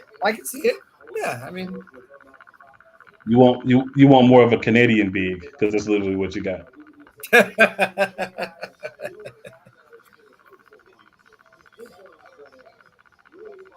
He's pretty athletic, though. I think, again, what you're trying to fill here is sort of hard-nosed guy who will play defense and rebound. He's not. I don't think he's going to be much of a scorer here, but certainly for those attributes, I think he's well suited for the league. Yeah, and you need that, like Steve was saying, you do need that because of the simple fact Sacramento's a finesse team. You need that guy that's going to be a little bit more of a gritty player, not necessarily like Draymond Green type nasty or anything like that, but just a guy that's going to physically impose his will on the game. He is 6'8". You call zero plays for him on offense. You don't have to do anything about it, but he's still going to score 8 to 12 points a game, have 12 to 15 rebounds, 2 to 3 blocks. Exactly what you need. Like, exactly. And actually, it also depends on like how he's fed, because you could get more than that if he's fed correctly. Because I mean, he's got some skill too. It's just how he's fed, right? If you get guys that are like, okay, let me look for this guy in the post when he's open. Let me give him the ball. Let's take some of that strain off some other guys. He could probably give you a little bit more. And Cool's Milwaukee Bucks just got the 36th pick with the Magic. There you go.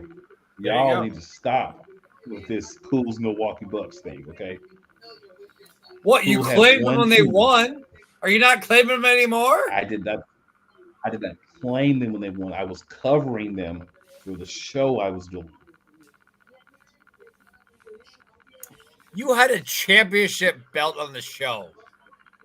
I'm going to have a different, better championship belt. You claimed them. All basketball season this year. That's not claiming them, dude. I know you've had several. I know you put several back, so you're a little inebriated now. But there's a difference between covering a team and celebrating when they're victorious than claiming the team. You have never seen me go anywhere with the Milwaukee Bucks anything on. Hey. That you have never seen. Yeah, if I was claiming them, you would see backgrounds. You literally wore a hats, championship. You literally wore a championship belt on the show the entire year. Stop it. You were claiming. They were champs. You were claiming them. You were claiming. They were champs. Yeah. That doesn't even make any sense. What you're saying doesn't even make sense. Oh, you're claiming because you won a championship belt when they won. Of course, I wore a championship belt. No, but you're saying that you didn't. That's claim the team I was them. covering. I'm like, you claimed them. You wore a championship belt all year. Like, it's the wrong seed. You have the correct seed. You have the wrong seed. Even during that season, I was also covering this team behind me, but because Jordan was there, I had to share them. No, I know you did. Because this is my team. I know Denver's your team too, but yes. No. That's where you're wrong. There's no two. There is no also. There is no besides. There's none of that. There's Denver is your team. So you don't like Milwaukee at all? I like Milwaukee, but they're not my team. Can I ask the more important question? Is there more than one belt? Do you have more than one belt? I do. You do. Okay. Is that the connection to the wrestling side? Yes, it is. Okay. Yeah. So see, for Milwaukee, I wore the WWE Championship. Right? I see. Mm-hmm. So for Denver, I'm going to wear the big gold. Ah. Okay. I'm going to take it back. Am I going to see that? Am I going to see that tomorrow? You may see it tomorrow, but you definitely will see it all next season. Okay. Yeah, you will definitely see it all next season. No doubt about that. So basically we're gonna get sick of seeing it, right? So we're with the big anticipation. The victors go the spoilers, you know. And you know what's the worst part about it? Now I have a bunch of championship backgrounds because of the wrestling show. So I might pop up one week with a Nuggets jersey, hat, and a Universal Championship in the back. I might pop up one week with all kinds of belts in the background. You never know. Did you say you have a wrestling show? I do. Yeah. I do. What the hell? It's on top of the key on the Sports Empire Network, sir. What the hell? I never got an invite. Oh man. Oh, because I'm not a WWE stan anymore, so I like good wrestling, so I don't get an invite anymore. I get it. I understand. Sorry. Never mind. Yeah, we're not stands at all, but I mean, yeah, we're not stands. You just want to talk about that crap WWE but product. I do think. You want to just talk about that crap WWE product. I understand. Never mind. I don't want to be on the show then. Okay. If you ever want to talk about good wrestling, but to answer, let me know. We never answered this question, did we? To answer Rob's question, I do think Jet Howard will get playing time because he's a shooter. Yeah, absolutely. Pure shooters, guys who can really make buckets, he'll get time. But I think we're looking at 15 minutes or so a game to begin the season. And if he works his way into more minutes by actually playing defense as well at the pro level, I think he can get himself into some more minutes. He'll get it in every game, and then it'll be up to him. If he's making the shots, he'll play a little bit more. If he's not, he'll play a little bit less. I mean, that's kind of where I see him. If the shots are falling, he plays a little bit more. If they're not, he plays a little bit less. But he's gonna play. He's gonna be in the rotation. But I think it's gonna be like game by game if he's making shots or not. Hey, Mike. Next year we may get a 2023 NBA champions background all year. I don't know. We may get a custom championship belt. Who knows? There's a lot of months for things to happen, so who knows? It's all good. It's all good. But it will be fun. Trust me. Yeah. It will be fun. All right. So we've had Noah Clowney, Whitehead from Duke.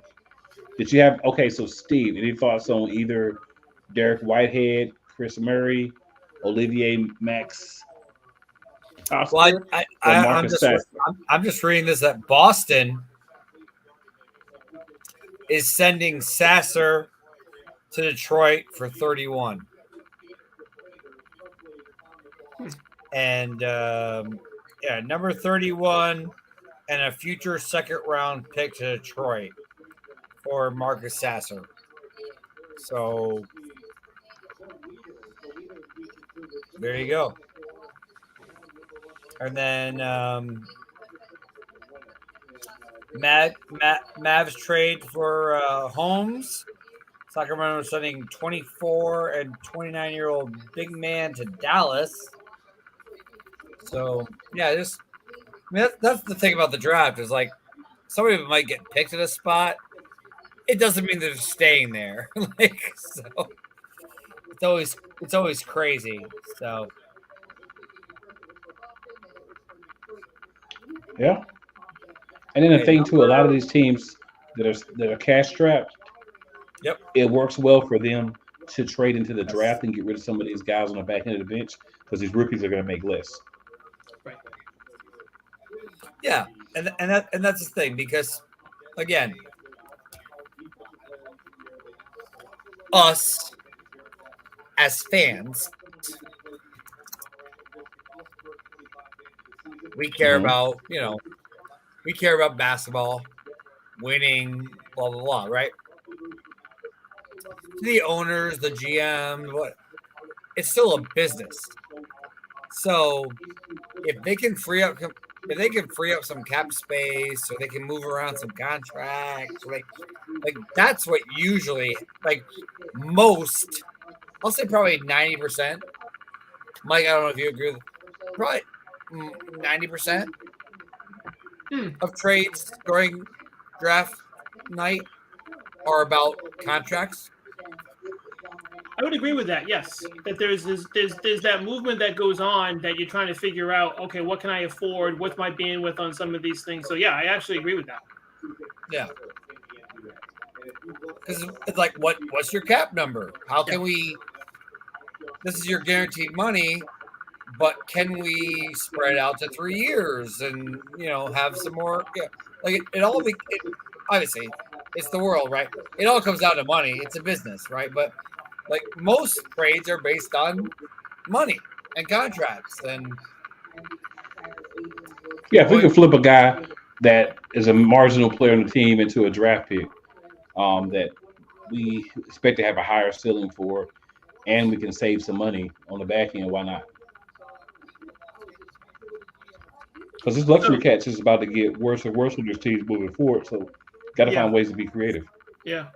So Sasser is fitting into what I had anticipated moves tonight with the Celtics, really coming out of the smart trade. Right? They needed some depth. He's going to the Pistons, though. Oh, I thought he was going to the Celtics. Nope. Detroit's getting him with a deal to get Grizzlies selection from the Celtics. Oh, okay. My fault. Sorry. Yeah, I literally just got that as you started talking, but it's a crazy thing, but yeah. Send him to the Pistons. And So the Celtics themselves have not addressed that move yet, as far as backcourt depth, correct, which I thought they would be a player at some point tonight. It doesn't seem like they're going to. Now there's some guards left that I'm surprised that are still here to a certain extent, but I'm not sure if they'd be the right fit with them at all. Right.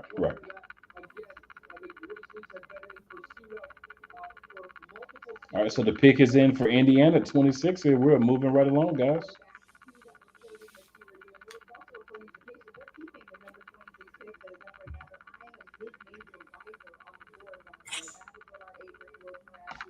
At this point, I'm not even attempting to guess what these teams are doing. Let's just see what happens. Yeah. That's always my thing. It's like, well, they picked somebody, but are they going to end up there? Well, I like to make the assumption that the player's going to end up there, unless they're not. Well, especially when teams have multiple picks, then you don't really know. Like, well, are they drafting? They did say that he's traded to Detroit now. They're showing it now too. Yeah, are they drafting for themselves? Are they drafting for somebody else? Are they moving around? Are they? To be honest, I'm not really sure I understand Indiana's philosophy tonight at all. Even with the number 7 guy, I wasn't really confident with that pick. But yeah, Indiana's puzzling. Yeah, it's just weird. It's just so unless there's something as we're talking, unless there's something going on behind the scenes that we're not privy to, I'm not really sure I get it. He's a perimeter shooter, man. You know, Yeah. all the way up to all the way back to pick number 2, man. It's all about shooting. Especially a team like the Pacers. I don't know how much time either of you has spent in Indiana. I spent a lot of time in Indiana, living in Michigan. Well, thankfully, I haven't spent a lot of time in Indiana, but I do watch the Pacers. And actually, if you know anything about basketball, you don't have to spend any time in Indiana. You know that Indiana loves basketball. So, like, the Pacers not trying to be good would be really weird, right? Because there's no state. I will say this, and I feel confident about it. There is no state as a whole that loves basketball more than Indiana. Indiana is basketball.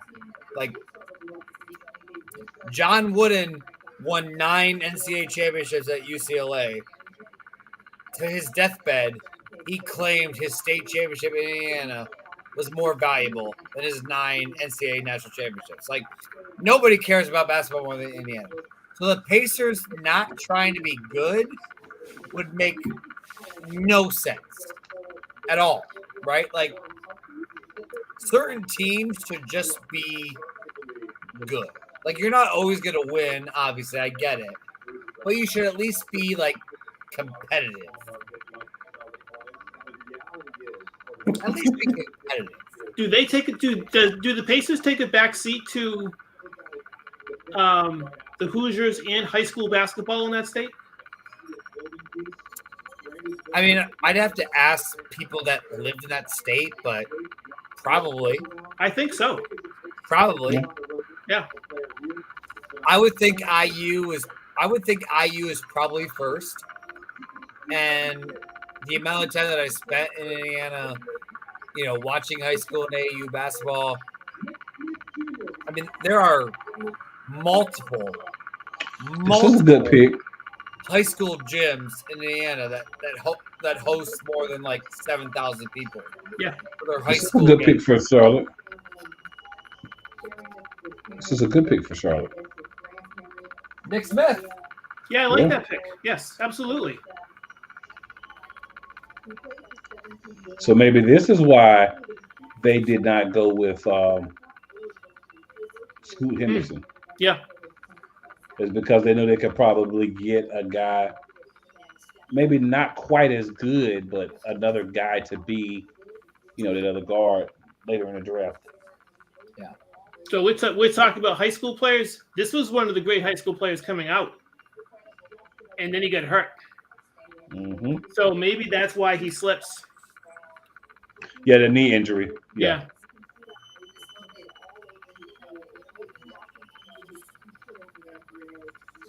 But yeah, ball handlers are important, and so yeah, maybe you got your ball handler a little bit later than you thought you did. But the thing about it is, he's not the same Henderson. explosive.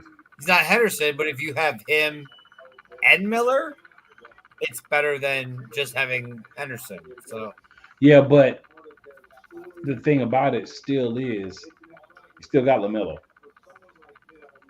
Yep. So my thing is, LaMelo's already a guard that's learning how to shoot. Doesn't give you a lot offensively. And this guy coming off the injury, same thing. I mean, he was explosive before he got hurt. So you're hoping that over time, he will get back to that as he heals completely and gets himself back where he was. But not a bad pick. But I still say Scoot Henderson would have been a better guy. But again, we talked about earlier. We asked Michael Jordan really the one making the decisions here. I don't think so. So they have now 2 6'5" and up point guards that work better with the ball in their hands. Neither one of them are very explosive to the rim, and both of them work better with the ball in their hand. But you had so many people talking about, oh, we shouldn't get Scoot Henderson because we already got a point guard. You just went and got another point guard in the first round. Basketball fit.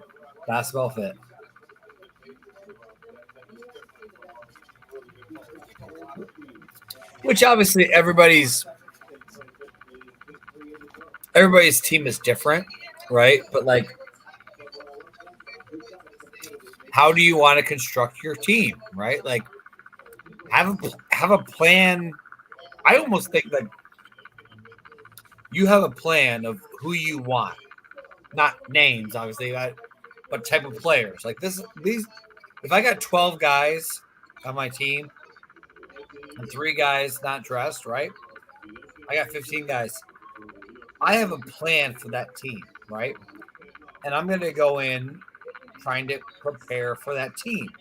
And whether it's like, oh, I got a pass first point guard, I got a stud shooting guard, I got a 3-and-D guy wing, I got a screener defender, 4-man.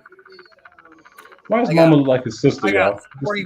I got a scoring post player. I have a quick point guard on the bench. I have a shooter. I have an athletic wing. I have a 4 or 5 stretch. I have whatever.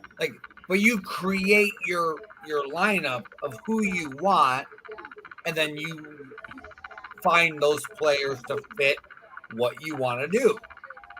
If it's professional, you find a way.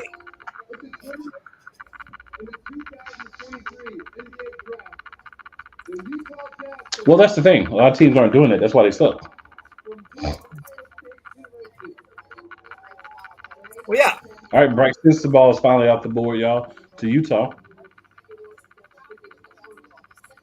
A little undersized. He is.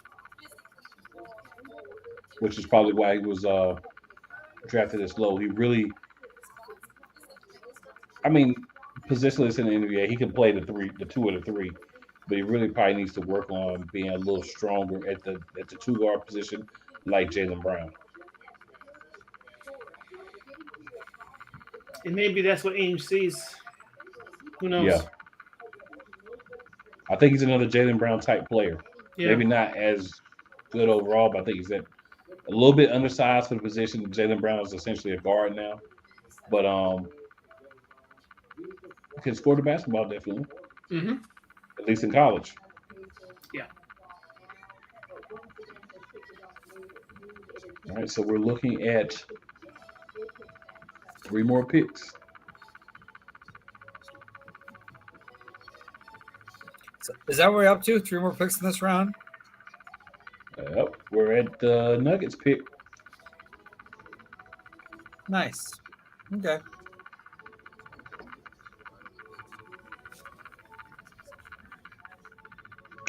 Right. Versatile forward. We got 2 more picks. Well, we got 3 more because we're at pick 20. We got 31 picks. 28. We got 28. So we got Pacers and Clippers, and then we're done with the end of the first round. You are right, sir. And this pick's actually the Nuggets pick. Yeah. Yes.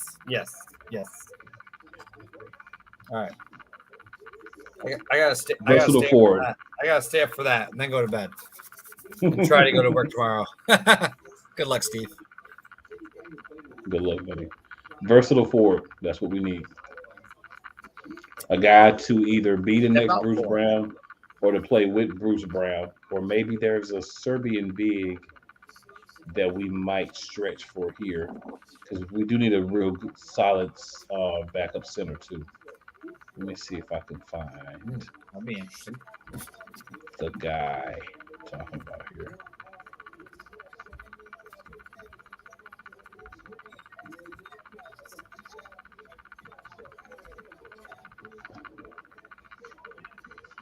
Where is he at? I was looking at him earlier.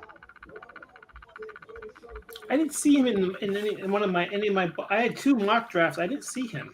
Tristan Vucevic. I don't know him. Yeah, Tristan Vucevic.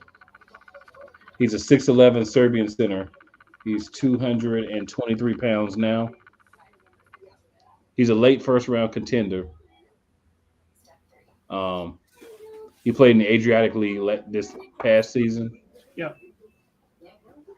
Did good in the combine and suits deep range. Nice bag of offensive tricks. Tristan Vukovic could be our pick here to have another guy to, do some of those things that Jokic can do when you want to get him off the floor. Because Jokic is 28, you don't want him playing the amount of minutes that he has to play in the regular season and the playoffs moving forward, especially coming off a championship. So I could see picking Vucevic, Tristan Vucevic. I could see picking him just to make sure that we've got a guy who can learn under the feet of Jokic. Oh, I see him If here. not, Okay. Yep. Yeah, if not, I'd like to have a versatile forward, someone who can play 1, 2, and 3.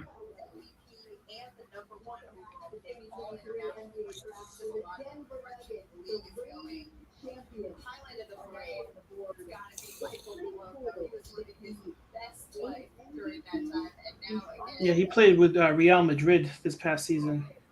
Mm-hmm. He didn't play much, I guess.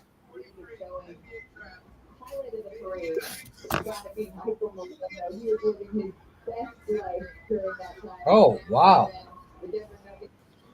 Wow, okay. Mm.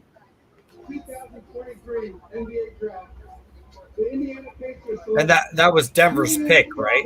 Technically. Yep. Trade. Yeah. Yep.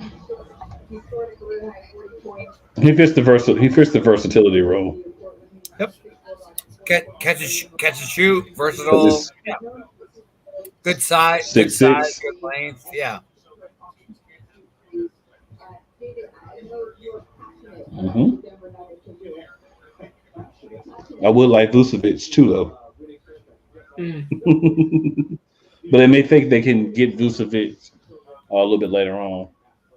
Yeah, he probably wasn't worth investing in a first round pick here.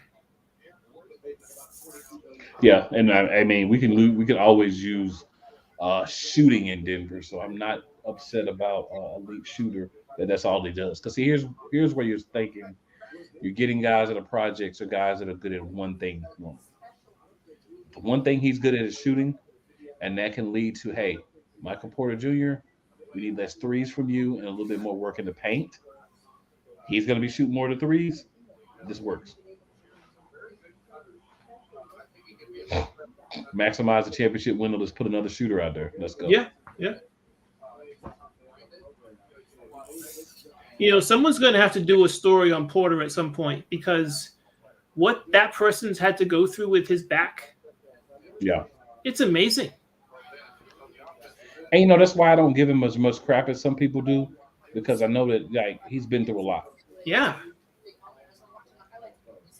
So I don't give him as much, crap as some people do for not showing up at certain times and playing a little timid at times. I mean, this man's had 2 major back injuries that require surgery. That's that can change how you play the game a little bit. Like, I don't want him to go in and bang. I'm not expecting him to go in and be like a banger. Yeah. I do want him to take those lanes and attack the basket and get points that way, and not always rely on the shot. We were talking about high school players. That was one of the great high school players in his class at that time. He's only on our team because of the back injury. Yeah. Oh, I know. Absolutely. Yeah. It's just I remember when it occurred, and I was like, "Geez, that's really too bad." And then you see what he goes through with as a pro. It's just an extraordinary story that he's actually able to at this level able to contribute and get on the floor. It's just extraordinary to me. I'm shaking my head as I'm talking to you just because it's just you just don't have. He's the anomaly at this point with that kind of injury. Yep. So, guys, I'm just going to run through a quick recap of the draft here, the draft picks, and get us ready for this last first-round pick. So, number 1 overall, we had Victor Wembanyama. Of course, he went, where he went, right, to the San Antonio Spurs. We had Brandon Miller go number 2 to the Charlotte Hornets. Scoot Henderson went number 3 to the Portland Trailblazers. Amin Thompson went number 4 to the Houston Rockets. Asur Thompson went 5th to the Detroit Pistons. First time twins have been drafted both in the top 10 and first time both in the top 5 or back-to-back. So a couple of different things happened there. Anthony Black went number 6 to the Orlando Magic. Bilal Coulibaly went number 7 to the Indiana Pacers. Darius Walker went number 8 to the Washington Wizards. Taylor Hendricks went number 9 to the Utah Jazz. Kason Wallace went number 10 to the Dallas Mavericks. Now, some of these have been some trades and things have happened, but just going over the list as of now because, of course, the trades aren't finalized until the new NBA year starts anyway. Jet Howard went number 11 to the Orlando Magic. That is Juwan Howard's son. Derek Lively II went number 12 to OKC. Grady Dick went 13 to the Toronto Raptors. Jordan Hawkins went 14 to the New Orleans Pelicans. Kobe Buffkin went number 15 to from Michigan to the Atlanta Hawks. Keontae George went number 16 to the Utah Jazz. Jalen Hood Schifino went 17th to the LA Lakers. Jamie Jaquez Jr., 18 to the Miami Heat.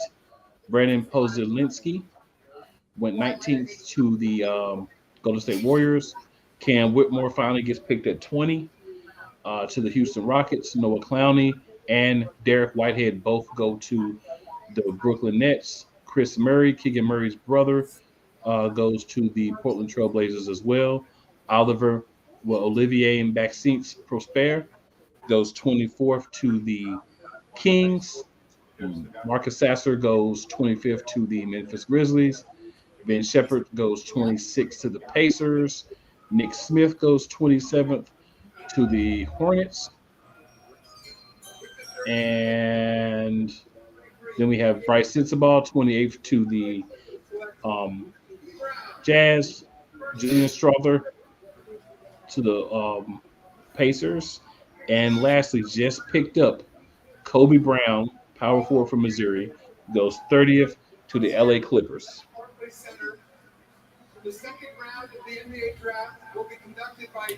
Yeah, not bad. Not bad at all. So I think a decent first round, some surprises as far as where guys went, but I think a lot of the guys that were drafted, we expected them to be drafted maybe a little earlier, maybe a little later, but I think we expected them to be, drafted kind of where they were drafted overall.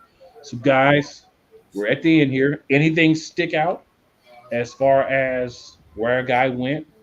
Anyone you could think maybe is a really great fit? Anybody that you're kind of questioning the fit? And obviously some of this may change because there will be some trades that may be going through. Yeah, there'll be some trades. Yeah. I mean, I was I was happy with I was impressed with what Houston did tonight. And I'm actually the close second for me is what the Nets did. Yeah. I thought that was interesting. The pick that I questioned was the Lakers pick. I just didn't think that was the right choice for them and for that player. So that was a surprise to me. I think everything else I sort of can align myself with as far as those choices, but Houston and the Nets look like they were great picks for that organization, and the Lakers just, I think, fell down. I think it was just a bad pick. Yeah, I think we all agree that amen is an amen for Houston, right? Like that's a really good pick. That's just everybody else. I mean, we'll wait and see, right? Like some of us will be wrong, some of us will be right. It's the draft. We don't know. Again, if it was a perfect science, every time a team was, the worst team, they get the best players and then they'd be better. But like that's not how it happens. But there was definitely some, which there always is in every draft, basketball, baseball, football, hockey, whatever. There's always that one guy who falls. But yeah, it just comes down to fit, and I thought all in all the first round was relatively good. Maybe not in the same position that I thought, but for the most part, the players were correct. So I guess we'll see. But that's the fun thing about the draft is you can't really grade the draft, tomorrow. You grade the draft in 2-3 years if it was good or not, so. I liked Kobe Buffkin to Atlanta because Atlanta's weakness is perimeter defense. They've really been hurt by perimeter defense lately. They haven't been good at it. And I think drafting a kid who can do some of the things that a guy like Trae Young can do, a little bit of a bigger body, a little bit of a more athletic guy, and will get after it on the defensive end, I think that's going to be a pick that's going to pay dividends for Atlanta. Maybe not year one, but I think a pick that will pay dividends for them down the road. Whitmore in Houston, even though he dropped, he ended up in the perfect place to develop. And that's important, right? Fit is important as well. Some of these guys were looking like, why did this guy draft Houston had the best first round. Houston had the best first round. Well, according to everyone besides you, sir, there's only one team that had the best first round, and they had to be the Spurs because they got the next biggest thing ever in basketball. Yeah, no. Before he played the game. He's a great player. He's gonna be fine. But no, Houston got 2 top 5 players in the first round. Houston had the best first round. They did. If both of those guys pan out, it's definitely going to be great for them. Yeah, they had the best first round. Well, if they pan out, if Cam Whitmore ends up being 1/3 of what we thought he was, and Thompson isn't quite what people expect him to be, then maybe it doesn't look so good. Yeah, and they're in Houston, but they have a good coach now, so we'll see. But I think that a lot of people, except for the Lakers pick, like I'm with you, Mike. Like I look at the Lakers pick, it's like it's not a bad pick, but it just feels like a bad fit for them. Yeah, no, that's exactly right. Yeah. Now this is part of a trade that's going to happen a week from now, 2 weeks from now, and they just were kind of picking this guy for somebody else. Okay. But if this is their pick, it's really befuddling. So the biggest thing for me, and of course we'll talk about this Friday, but the biggest thing for me, my question is, what is the reason for the Lakers to make a pick for a point guard when you have a point guard that you don't want, essentially? You have a backup that you don't want to be a starter, it seems like. And you have a guy on LeBron who's ball dominant, who essentially for a couple of years ago did play point guard. Yeah. And you might as well just put him back there and drafted somebody who would have helped you in the post. Just, that's my question. But hey, we'll see how everything plays out. There may be some moves that we don't know about. Some people may be coming in. I guess it's who LeBron, I guess it's who LeBron wanted, so he can blame them later on. But whatever. So amongst us, who has the bat phone number for Jenny Buss as far as what the hell's going on with that organization? Yeah, I don't think that's us. Maybe Jordan has it or Freddie has it, but I I'll definitely say don't have it. I have a few, people who played in the NBA or coach or scout or whatever in the NBA. Definitely don't have Jenny Buss's number. Oh, definitely not. Well, guys, we have completed our first round of the draft. Any final thoughts? Any shout outs before we get out of here? I just want to shout out you, Cool. Thank you for having us all. I'll speak for everybody. Oh, no problem, man. People came in, people came out. You ran the ship, so thank you, Cool, for having us all. I'm besides being an Eagles fan during football season, you're a great guy. So yeah, it's just great to have. I appreciate you guys having us, and it was obviously like any draft. You have your like stone cold locks that are going to happen, and then after that, it gets really fun. And I feel like this got really fun, and it's almost 11:30, and we're about to start the second round, so it's gonna go really late, and I'm probably gonna go to bed, but I'll wake up tomorrow and find out what happens. But I appreciate you having me on. I will come on whenever you want me to come on for anything. Absolutely, sir. Yeah, it's all good, man. And Mike? Yes, I'll follow up. So thanks for having me. This is the longest I've been on a podcast. This feels like a Zoom call from my client side and from my consulting side of work. And even at that, I don't go this long.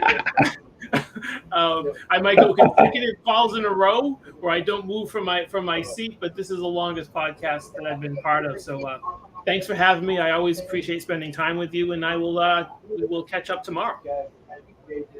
We absolutely will, sir. And with that, I'm going to bid you adieu. Of course, there will be no play callers tomorrow because we just did multiple hours tonight. And just want to say, Boston just picked via trade a center. Oh. With their first pick in the second round. We'll talk about that and many other things tomorrow night. But until then, we are out.